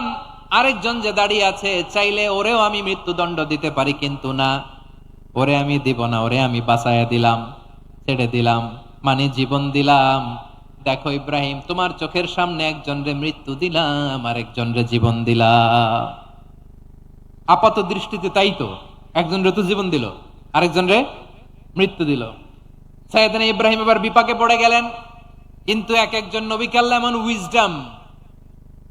এমন উইজডম বিচক্ষণতা দিয়ে এই জমিনে পাঠিয়েছেন, মুহূর্তের মধ্যে আল্লাহর খলিল ইব্রাহিম বললেন, ইন্নাল্লাহা ইয়াতি বিশ-শামসি মিনাল মাশরিকি ফাতি বিহা মিনাল মাগরিব ফাবুহিতাল্লাযী কাফার।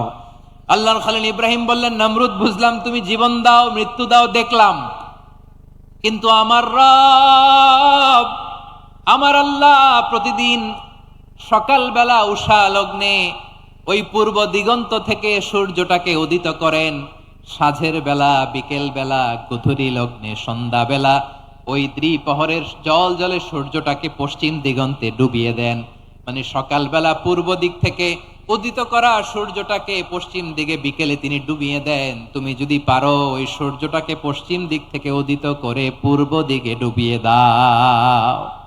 সুবহানাল্লাহ পড়বেন না?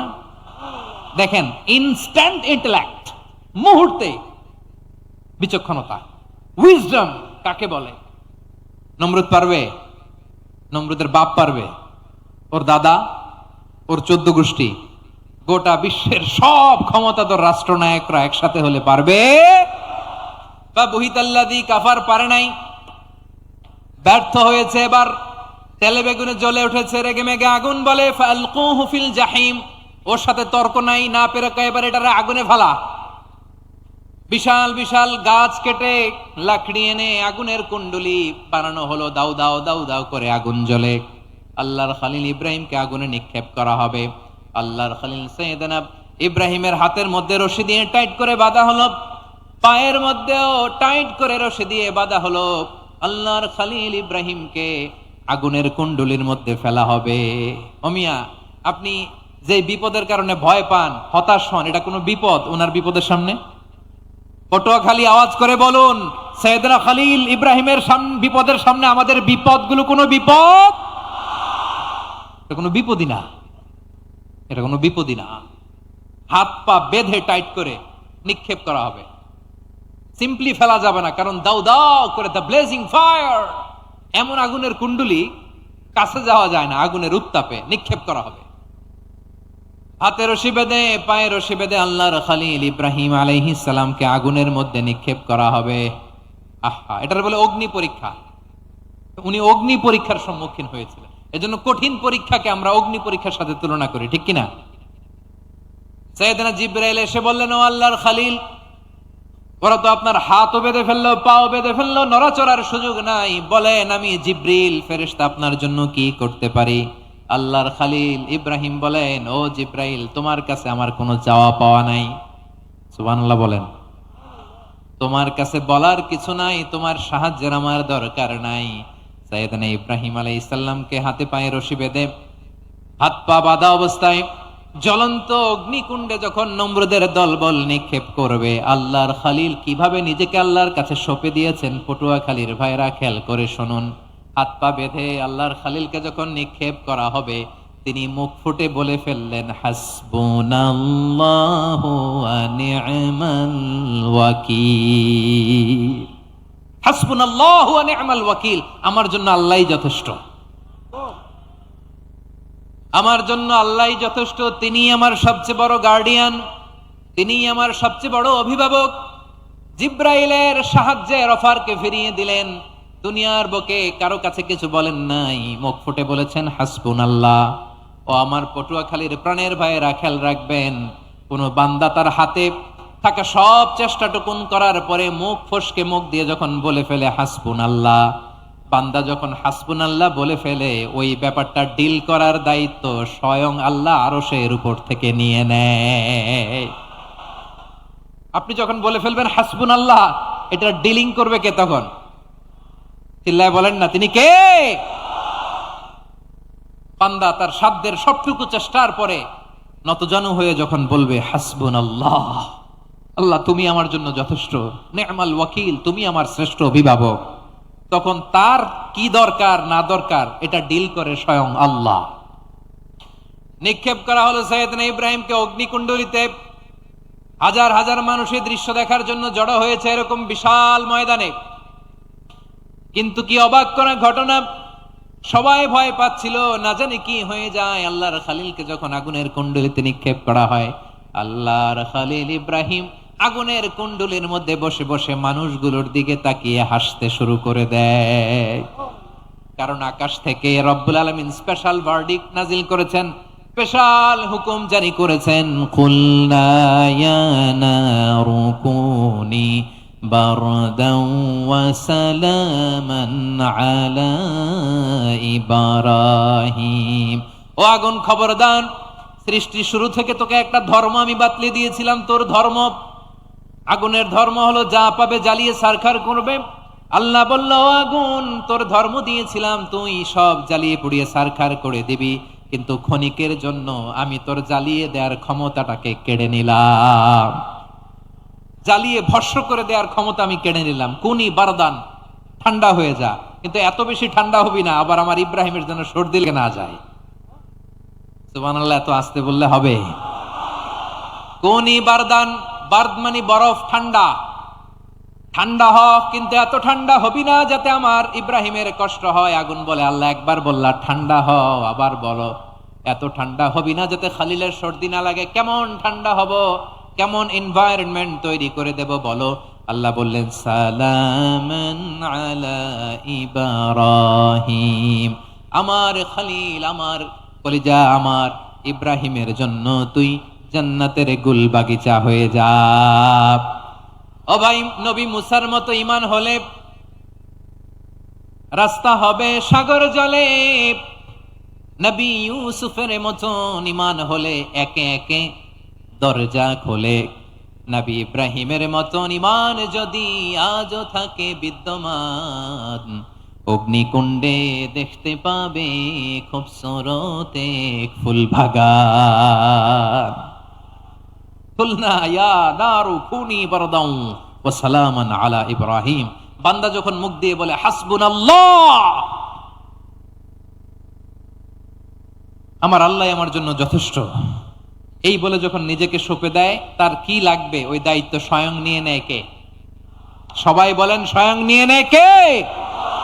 তাহলে আমার প্রিয় ভাইরা, বিপদের শুরুতেই আমরা বলবো ইন্না লিল্লাহ। শুরুতে কি বলবো? এরপরে যেই বাক্যটা পড়ে নিজের পরিস্থিতিকে আল্লাহর দরবারে সঁপে দিব, সেটা হচ্ছে হাসবুনাল্লাহ। সেটা কি? বিষ্ণু বলেন, লা ইয়াজালু লিসানুকা রাতাবান মিন যিকরিল্লাহ, সব সময় আল্লাহর স্মরণ দিয়ে, জিকির দিয়ে জিহ্বাটারে সিক্ত রাখো। আর শয়তানু জাসিমুন আলা কলবি ইবনে আদম, শয়তান বনি আদমের কলবে খামচি মেরে বসে থাকে।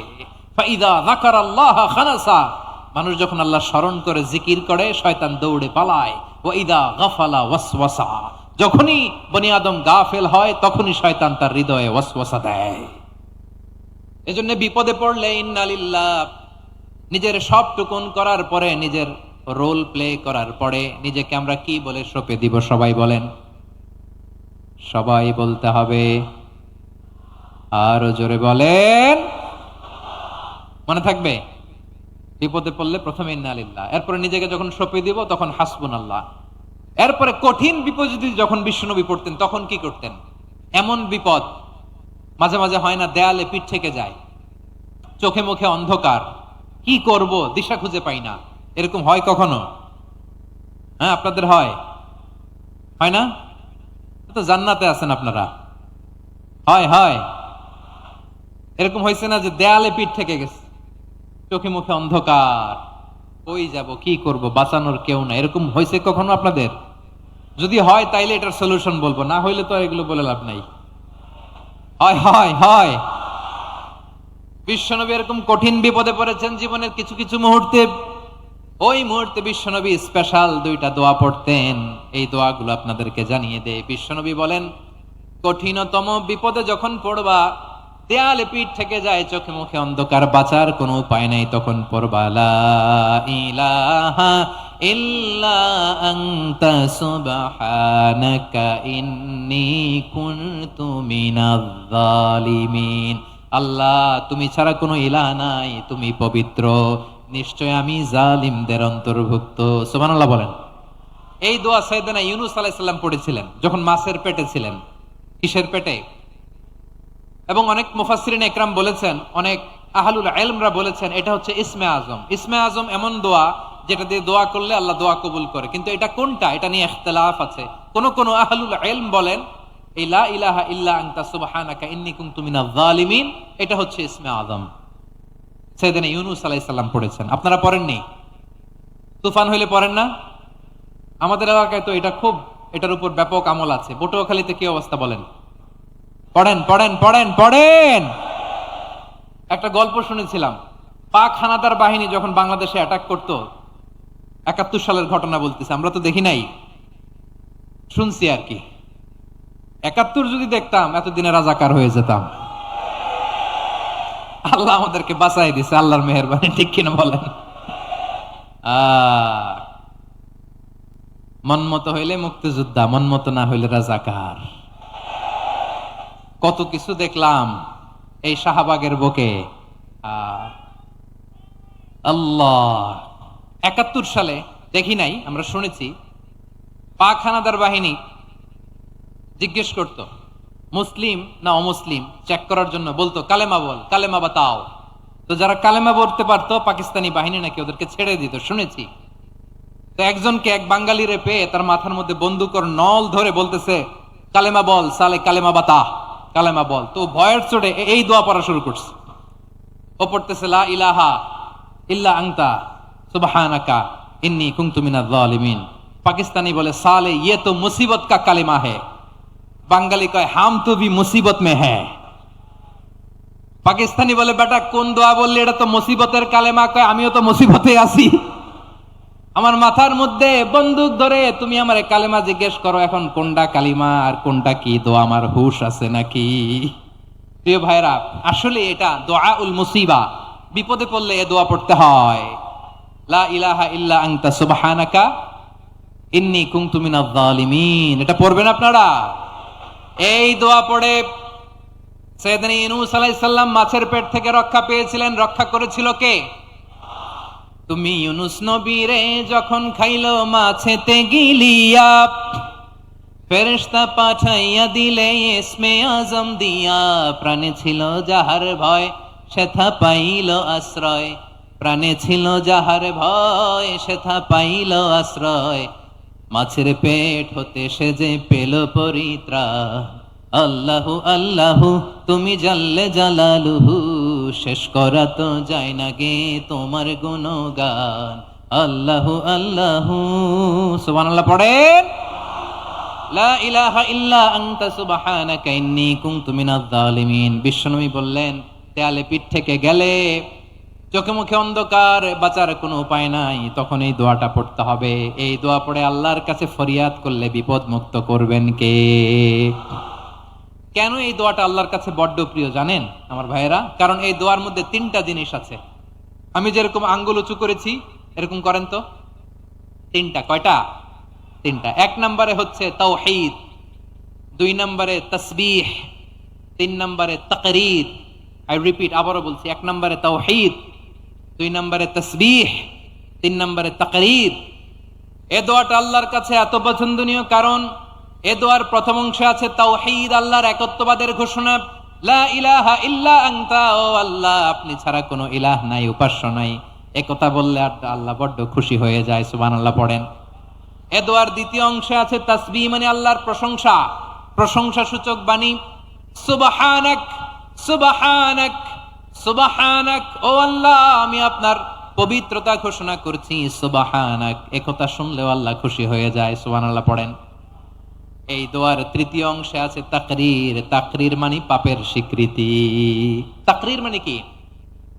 তাকরীর মানে পাপের স্বীকৃতি। এই দোয়ার তৃতীয় অংশে আছে ইন্নী কুনতু মিনাল জালিমিন, ও আল্লাহ আমি জালিমদের অন্তর্ভুক্ত। আল্লাহ আল্লাহ আমি জালেম, আল্লাহ আমি ভুল করেছি, অন্যায় করেছি, আল্লাহ আমি জালেমদের অন্তর্ভুক্ত। এই পাপের স্বীকৃতি, অ্যাকনলেজমেন্ট আল্লাহ বড্ড পছন্দ করে। যখন আল্লাহর কাছে আপনি ছোট হবেন, ছোট হতে হতে যত ছোট হবেন ওই দৃশ্যটা দেখতে আল্লাহ বড্ড পছন্দ করে, সুবহানাল্লাহ বলেন। 3 নম্বর অংশ ইন্নী কুনতু মিনাজ জালিমিন, আল্লাহ আমি জালেমদের অন্তর্ভুক্ত। সাইয়েদনা আদম আলাইহিস সালাম ভুল করে যখন নিষিদ্ধ গাছের ফুল খেয়ে ফেললেন, ফল খেয়ে ফেললেন, আল্লাহ বললেন আদম ক্ষমা পেতে চাইলে তুমি আর হাওয়া মিলে স্বীকৃতি দাও, পাপের স্বীকৃতি। আর পড়ো রব্বানা যালামনা আনফুসানা ওয়া ইল্লাম তাগফির লানা ওয়া তারহামনা লানাকুনান্না মিনাল খাসিরিন। ও আল্লাহ আমি আদম আর হাওয়া যালামনা আনফুসানা, আমরা আমাদের নফসের উপর বড্ড জুলুম করেছি।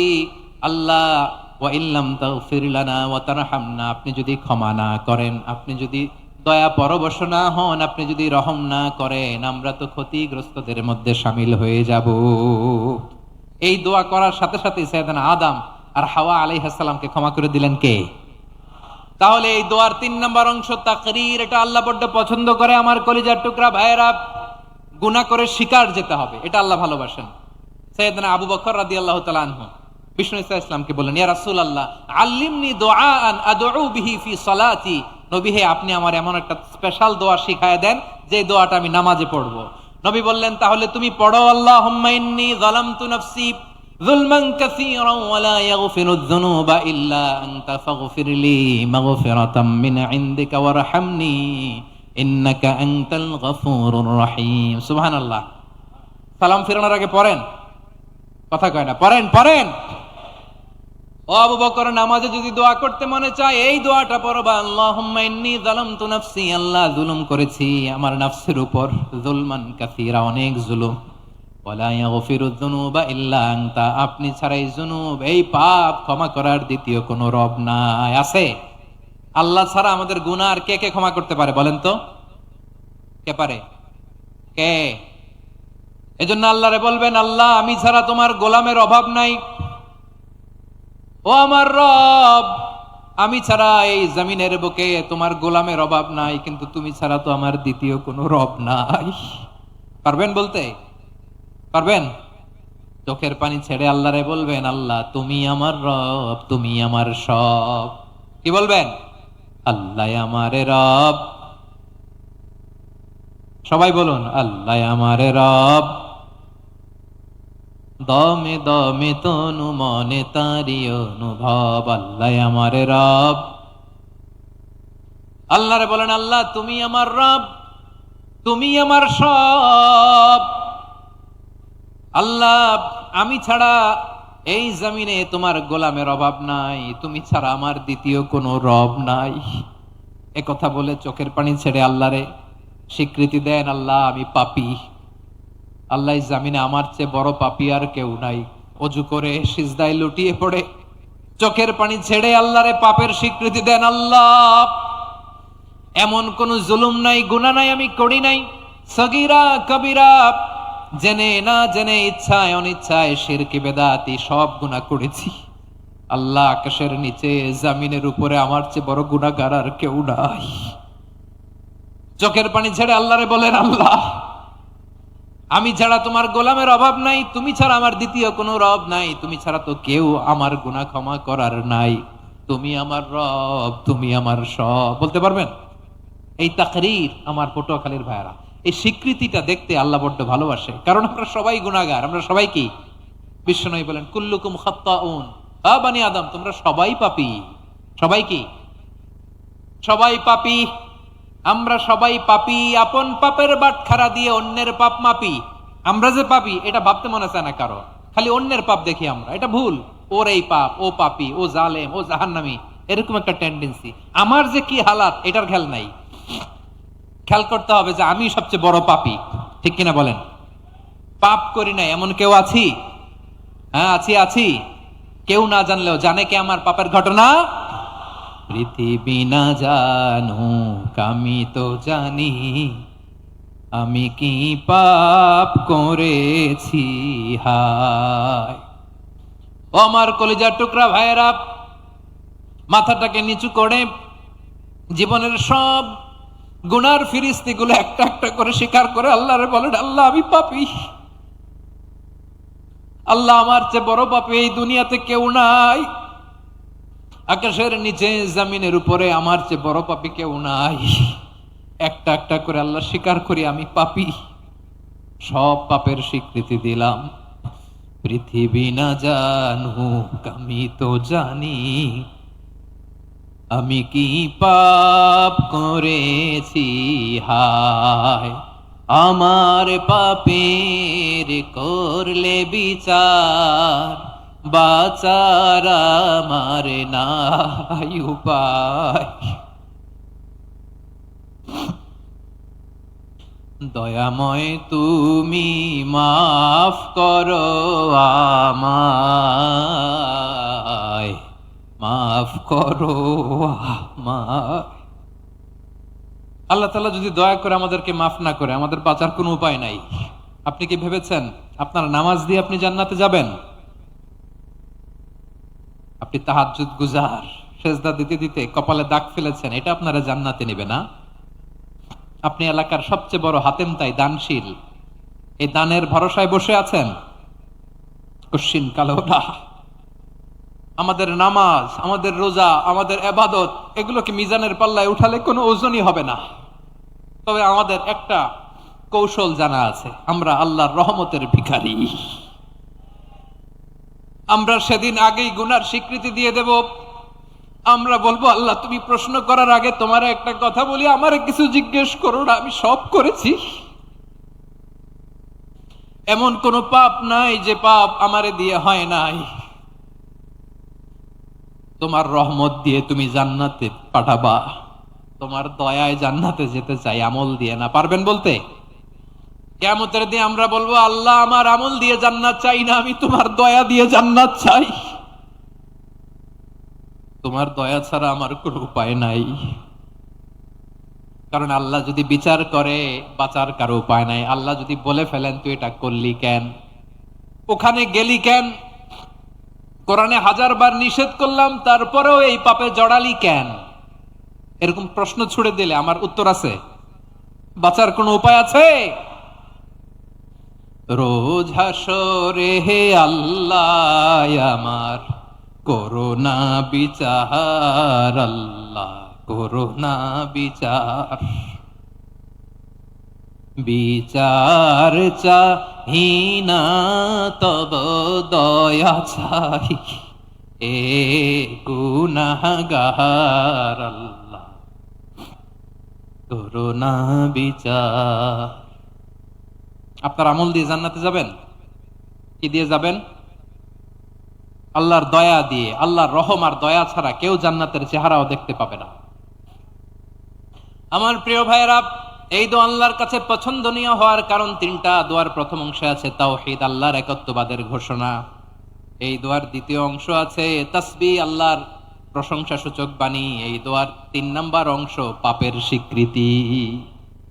তাহলে আমরা সবাই গুনাহগার। আমরা আল্লাহর কাছে পাপের স্বীকৃতি দিয়ে বলবো, ও আল্লাহ ইন্নী কুনতু মিনাজ জালিমিন, আমরা জুলুম করেছি, পাপ করেছি, অন্যায় করেছি, আল্লাহ বুঝতে পারি নাই। শয়তানের ওয়াসওয়াসায় পড়ে, বন্ধুর পাল্লায় পড়ে, নফসের খায়েশ মিটাতে যে আল্লাহ করে ফেলেছি। তুমি গুনাহ না মাফ না করলে আমাদের গুনাহ মাফ করার দ্বিতীয় কেউ নাই, ঠিক কিনা বলেন? এভাবে অনুতপ্ত হয়ে যদি আল্লাহর কাছে দোয়া করেন, দেয়ালে পিঠ থেকে গেছে, কোন রাস্তা নাই বের হওয়ার, ওই মুহূর্তেও আপনাকে বিপদ থেকে উদ্ধার করবে কে? বিশ্বনবী চরম বিপদে পড়লে দুটা দোয়া পড়তেন। প্রথম হলো এটা, লা ইলাহা ইল্লা আনতা সুবহানাকা ইন্নী কুনতু মিনাল জালিমিন। এই দোয়াটা আমরা বেশি বেশি পড়বো প্রিয় ভাইরা। রাজি আছেন? সবাই আওয়াজ করে পড়ুন ইনশাআল্লাহ। আমার প্রিয় ভাইয়েরা, বিপদে পড়লে বিশ্বনবী আরো একটা দোয়া পড়তেন, লা ইলাহা ইল্লাল্লাহুল আযীমুল হালিম, লা ইলাহা ইল্লাল্লাহু রাব্বুল আরশিল আযীম, লা ইলাহা ইল্লাল্লাহু রাব্বুস সামাওয়াতি ওয়াল আরদি ওয়া রাব্বুল আরশিল কারীম। এই যে বললাম, রেকর্ড হয়ে গেছে। এখন তো আর ইনস্ট্যান্ট মুখস্থ না হলো, পরে মুখস্থ করে নেবেন। আল্লাহ ছাড়া কোনো উপাস্য নাই, তিনি সমহান মহা সহিষ্ণু। আল্লাহ ছাড়া কোনো উপাস্য নাই, তিনি সমহান আরশের অধিপতি। আল্লাহ ছাড়া কোনো উপাস্য নাই, তিনি আকাশের মালিক, জমিনের মালিক, তিনি সুবিশাল আরশের অধিপতি। সুবহানাল্লাহ পড়েন। এই দোয়াটা কেউ যদি পড়ে যদি এর ওসিলা করে দোয়া করে, তাকে বিপদ থেকে মুক্তি দেয় কে? মনে থাকবে আপনাদের? তাহলে বিপদের প্রথম ধাক্কায় কি যেন পড়তে হয়? ইন্না লিল্লাহ। তারপরে কি বলে আল্লাহর কাছে নিজেকে সঁপে দিতে হয়? দেয়ালে পিঠ থেকে গেলে লা ইলাহা ইল্লা আনতা সুবহানাকা ইন্নী কুনতু মিনাজ জালিমিন। দুই নাম্বার হচ্ছে লা ইলাহা ইল্লাল্লাহুল আযীমুল হালিম, লা ইলাহা ইল্লাল্লাহু রাব্বুল আরশিল আযীম, লা ইলাহা ইল্লাল্লাহু রাব্বুস সামাওয়াতি ওয়াল আরদি ওয়া রাব্বুল আরশিল কারীম। মনে থাকবে? ইনশাআল্লাহ বলেন সবাই, আওয়াজ করে সবাই ইনশাআল্লাহ। অনেক সময় এমন হয়, হঠাৎ বিপদের সম্মুখীন হই আমরা, রেডি হয়ে বের হইছে অফিসে, হঠাৎ অ্যাক্সিডেন্টে পড়ে যাই, হঠাৎ পেটের ব্যথায় অজ্ঞান, এরকম হয় না? আপনাদের হয় না? বিষ্ণু ইসলাম বলেন, আকস্মিক দুর্ঘটনার বিপদ থেকে যদি কেউ বাঁচতে চায়, সকাল সন্ধ্যা যেন প্রত্যেকে এই দোয়াটা পড়ে। সকালে যদি 3 বার পড়ে, সন্ধ্যা পর্যন্ত হঠাৎ হঠাৎ বিপদ থেকে সে রক্ষা পাবে। To be protected from sudden calamity, sudden disaster, sudden calamity. হঠাৎ বিপদ, হঠাৎ ভয়ঙ্কর কোন আকস্মিক বিপদ থেকে আল্লাহ বাঁচায় দিবে। সকালে পড়লে সন্ধ্যা পর্যন্ত প্রোটেক্টেড, সন্ধ্যাবেলায় যদি 3 বার পরে সকাল পর্যন্ত প্রোটেক্টেড। সুবহানাল্লাহ পড়ে। দোয়াটা কি?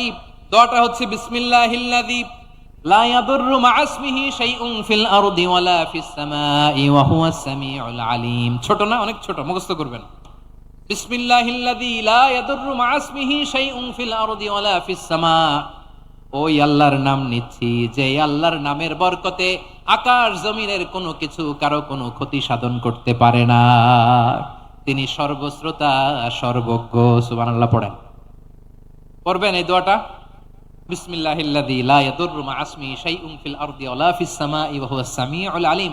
ফজরের পরে 3 বার, মাগরিবের পরে 3 বার যদি কেউ পড়ে, প্রোটেক্টেড।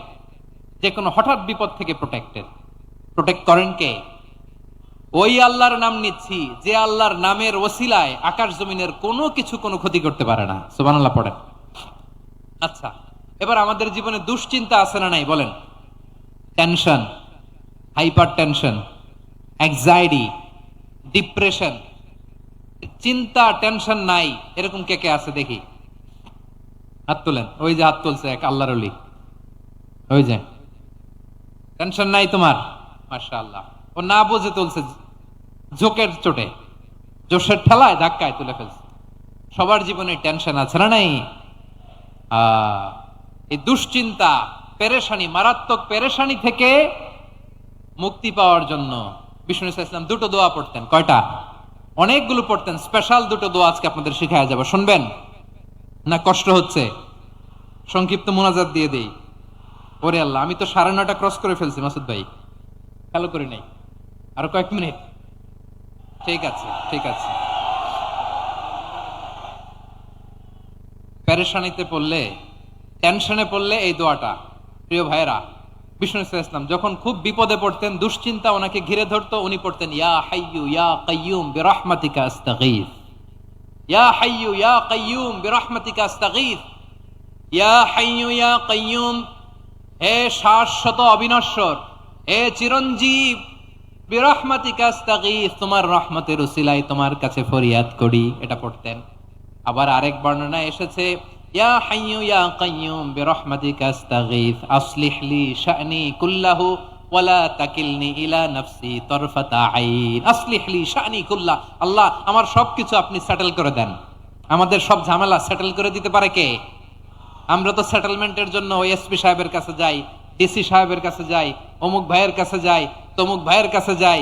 এই দোয়া পড়লে আরশের উপর থেকে আপনার ম্যাটার সেটেল করে দিবে কে? তাহলে পড়বেন ইয়া হাইয়ু, এ চিরঞ্জীব। হাইয়ু মানে চিরঞ্জীব, যিনি চিরকাল বেঁচে থাকবেন, মরবেন না। আল্লাহ মরবেন? তার কোনো লয় আছে? ক্ষয় আছে? সূরা আর-রহমানে আল্লাহ বললেন কুল্লু মান আলাইহা ফানি ওয়া ইয়াবকা ওয়াজহু রাব্বিকা যুল জালালি ওয়াল ইকরাম ফাবিআইয়ি আলাই রাব্বিকুমা তুকাযিবান। জমিনে যা আছে সব ফান, ভ্যানিশ হয়ে যাবে, নিশ্চিহ্ন হয়ে যাবে, শেষ হয়ে যাবে, সব বিলুপ্ত হয়ে যাবে একজন ছাড়া। জোরে বলেন তিনি কে? ইয়া হাইয়ু, আমার সাথে আওয়াজ করে পড়েন ইয়া হাইয়ু ইয়া কাইয়ুম ইয়া হাইয়ু ইয়া কাইয়ুম বিরহমাতিকা আস্তাগীথ আসলিহ লি শা'নি কুল্লাহ ওয়ালা তাকিলনি ইলা নাফসি তরফাতা আইন। এভাবে দোয়া করলে আপনাকে বিপদ মুক্ত করবে কে? এই দোয়াটা কেন পছন্দ আল্লাহর কাছে? কারণ এখানে আল্লাহর দুইটা সুন্দর নাম আছে, গুণবাচক নাম, আল হাই, আল কাইয়ুম। এই দুটো নাম আছে এখানে। আবার এই দুইটা আয়াতুল কুরসির অংশ। আয়াতুল কুরসির শুরুতে এটা আছে না নাই? হ্যাঁ, আছে না নাই? 3 নাম্বার কারণ এটা ইসমে আজম। কোন দোয়াটা ইসমে আজম? যে দোয়া ওসিলায় দোয়া করলে আল্লাহ দোয়া ফেরায় না। অনেকগুলো মত আছে, সবচেয়ে ভ্যালিড মত হচ্ছে এটা, ইয়া হাইয়ু ইয়া কাইয়ুম। এর ওসিলা দিয়ে দোয়া করলে দোয়া কবুল করে কে? 2 নম্বরে বিশ্বনবী মারাত্মক বিপদে পড়লে আরেকটা দোয়া পড়তেন, আল্লাহুম্মা ইন্নী আবদুক। আগে দোয়াটা পড়ি, শুনেন।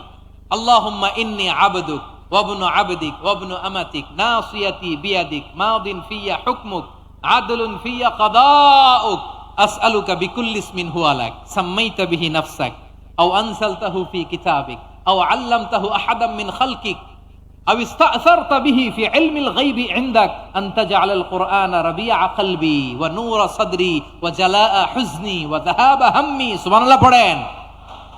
বিষ্ণুই বলতেন আল্লাহুম্মা ইন্নী আবদুক, ও আল্লাহ আমি আপনার গোলাম, ওয়াবনু আবদিক গোলামের ঘরের গোলাম, ওয়াবনু আমাতিক বাদির ঘরের গোলাম। মানে আল্লাহ আমি আপনার গোলাম। আমার বাবা আব্দুল্লাহ ছিল আপনার গোলাম, আমার মা আমিনা ছিল আপনার বাদী। মানে আমরা গোলাম বংশের, সব গোলাম। নিজের এর চেয়ে আর ছোট করে আল্লাহর কাছে উপস্থাপন করা যায় আমার ভাইয়েরা? কথা কি বুঝতেছেন? নিজেকে এর চাইতে ছোট, নগণ্য আর তুচ্ছ করে আল্লাহর সাথে প্রেজেন্ট করা যায়? বিশ্বনবী বললেন, ও আল্লাহ আমি আপনার গোলাম, গোলামের ঘরের গোলাম, দাসীর ঘরের গোলাম।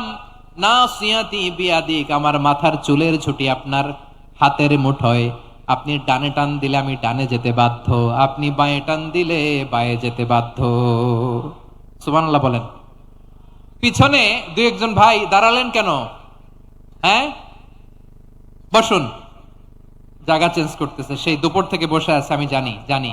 মাশাআল্লাহ। কেউ 2-1 বেরোইছে, গ্যাপ পূরণ করতেছে। মাশাআল্লাহ।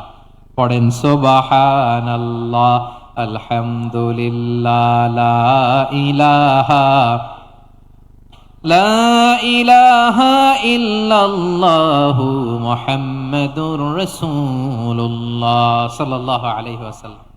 বিশ্বনবী বললেন, আল্লাহ আমার মাথার চুলের ঝুঁটি আপনার হাতের মুঠোয়। আচ্ছা, এইভাবে কাকে ধরা হয়? যে খুব ছোট, ঠিক কিনা? নিজেকে কত ছোট করলেন বিশ্বনবী। ও আল্লাহ আমার মাথার চুলের ঝুঁটি আপনার হাতের মুঠোয়, আপনি ডানে টানলে আমি ডানে যাব, বাঁয়ে টানলে বাঁয়ে যাব। আল্লাহ আসআলুকা বিকুল্লি ইসমিন হুয়া লাক নাসিয়াতি বিয়াদিক মাদিন ফিয়া হুকমুক। আপনার নির্দেশ আমার উপর কার্যকর হবেই হবে। আদলুন ফিয়া কাদাউক, আপনার ফয়সালা, যেই ফয়সালাই আপনি আমার জন্য করেন এটাই ইনসাফ। সুবহানাল্লাহ বলেন। আমরা আল্লাহর ফয়সালায় সন্তুষ্ট হতে চাই না। কত কমপ্লেইন, আল্লাহ তুমি এটা দিলা না, ওইটা পাইলাম না, ওইটা হইল না রে, এরকম অভিযোগ, কমপ্লেইন আমাদের আছে না নাই? আর বিশ্বনবী বলতেন আদলুন ফিয়া কাদাউক, আল্লাহ আমার জন্য তোমার যেটা ফয়সালা এটাই সবচেয়ে শ্রেষ্ঠ ইনসাফ, এর চেয়ে ইনসাফ আর হতে পারে। এভাবে কায়মন বাক্যে আল্লাহর কাছে বিশ্বনবী দোয়া করতেন। এরপরে বিশ্বনবী বললেন, আল্লাহ তোমার যত নাম আছে সব নামের ওসিলায় দোয়া করি, যে নাম তুমি আমাদেরকে জানিয়েছো, যে নাম তুমি আমাদেরকে জানাও নাই, যে নাম তুমি কোরআনে নাজিল করেছো, যে নাম নাজিল করো নাই, যে নাম শুধু নবীদেরকে জানিয়েছো। আর আল্লাহর এমন কিছু চমৎকার চমৎকার সুন্দর সুন্দর নাম আছে, এই নামগুলো রব্বুল আলামিন কাউকে জানাবে না। সুবহানাল্লাহ বলেন।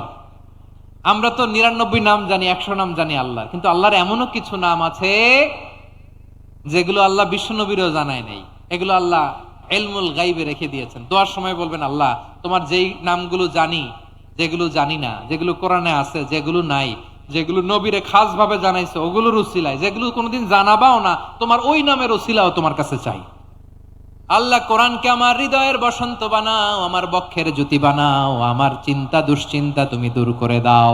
বিশ্বনবী বললেন, এই কালিমাগুলো, এই বাক্যগুলো পড়ে যদি কেউ আল্লাহর কাছে ফরিয়াদ করে, তার হৃদয় থেকে দুশ্চিন্তা কাটিয়ে দিবে কে? পড়বেন, এই দোয়াগুলো পড়বেন। আচ্ছা, সবশেষে বলি, ঋণের বোঝায় যারা জর্জরিত, বিষ্ণু ইসলাম চমৎকার একটা দোয়া শিখিয়েছেন। আমাদের অনেকে ঋণের বোঝায় জর্জরিত, আছে না নাই?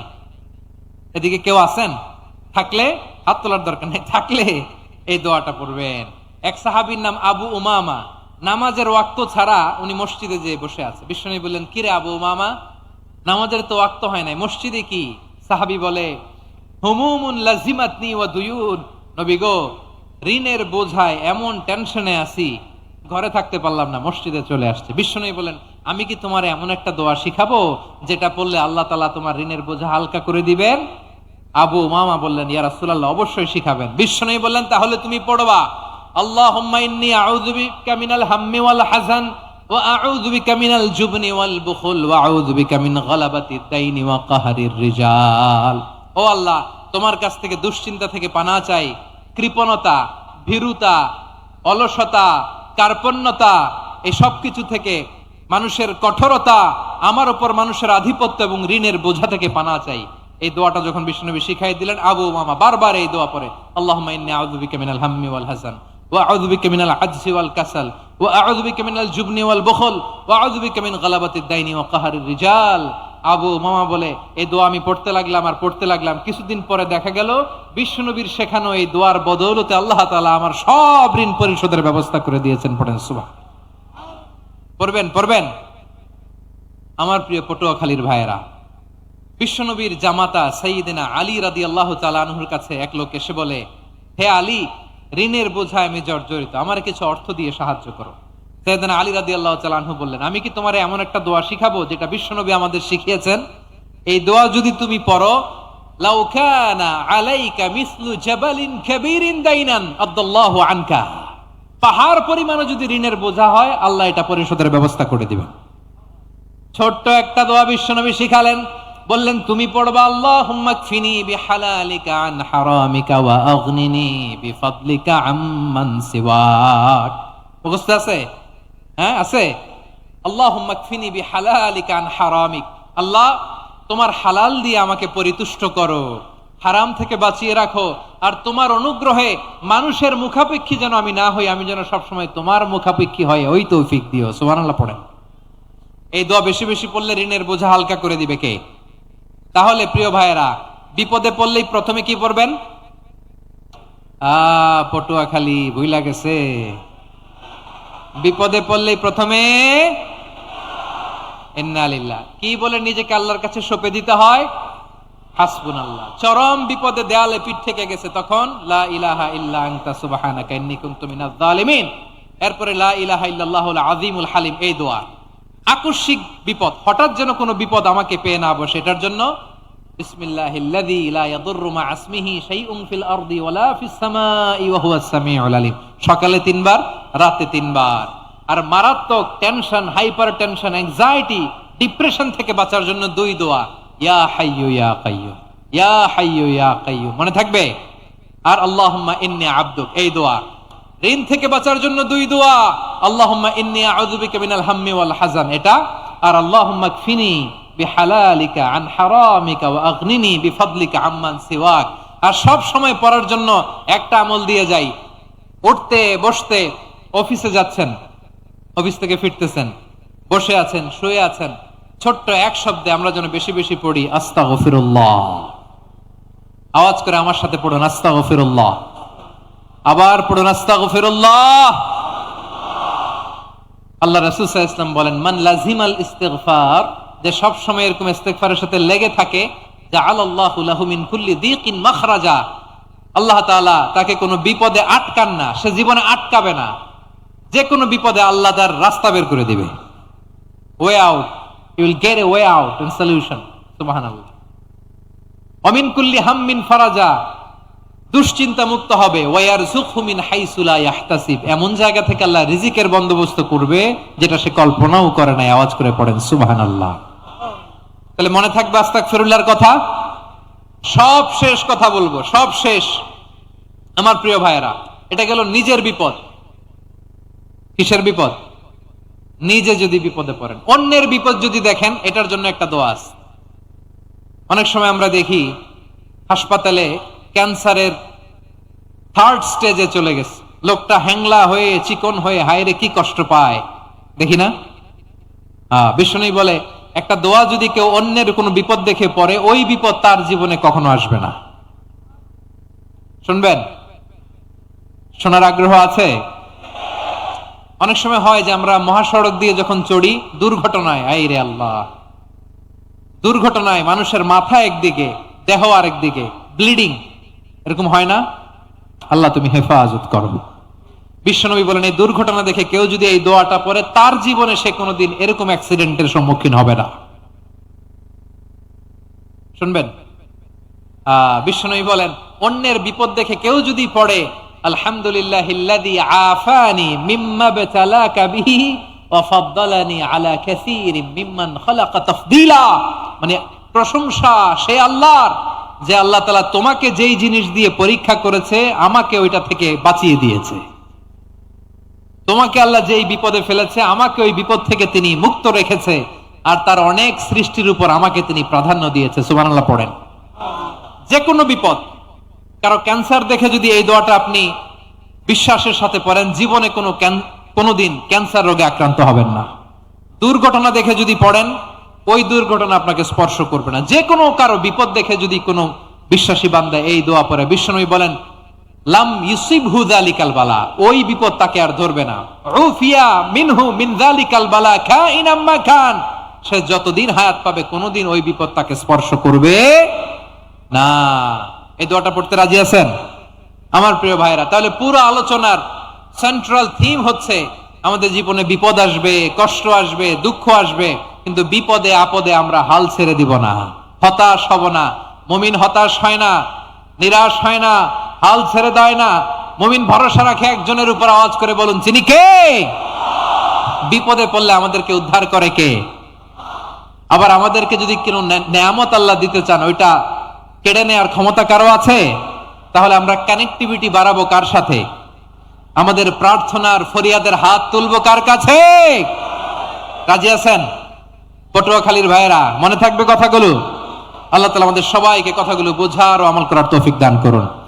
আমি আপনাদের আতিথেয়তা, আপনাদের ভালোবাসায় মুগ্ধ হয়েছি, ইমপ্রেসড হয়েছি। আলহামদুলিল্লাহ। লক্ষ লক্ষ তাওহীদি জনতা, কোনো ডিস্টার্ব নাই, কোনো হই হুল্লোড় নাই, মারামারি নাই। পটুয়াখালী আজকে হিস্ট্রি তৈরি করেছে। আর আমার দুই পাশে আমার দুজন প্রিয় মানুষ, আপনাদের এই এলাকার গণমানুষের নেতা, মাটিও মানুষের নেতা, তারুণ্যের আইকন আমার প্রিয় মাসুদ ভাই। পাশে আছেন আমাদের আলতাফ হোসেন চৌধুরী সাহেব। এ দুজনই আমার খুবই প্রিয় মানুষ। ওনারা অত্যন্ত বিচক্ষণতার সাথে এই দেশকে, জাতিকে ওনারা সার্ভ করেছেন, করবেন। আমরা ওনাদের জন্য দোয়া করি, আগামীর পথ চলা যেন ওনাদের সুন্দর হয়, আমরা বলি আমিন। ওনারা যেন বাংলাদেশকে লিড দিতে পারে, মিলেমিশে আমরা যেন একাকার হয়ে যেতে পারি, আমরা জাতীয় ঐক্যের বাংলাদেশ যেন দেখতে পারি। আল্লাহ তুমি তৌফিক দাও। এই পটুয়াখালীর জেনজিদেরকে আল্লাহ তুমি কবুল করো। তিনটি মাঠে আমার কলিজার টুকরা মা বোনেরা এই শীতের রাত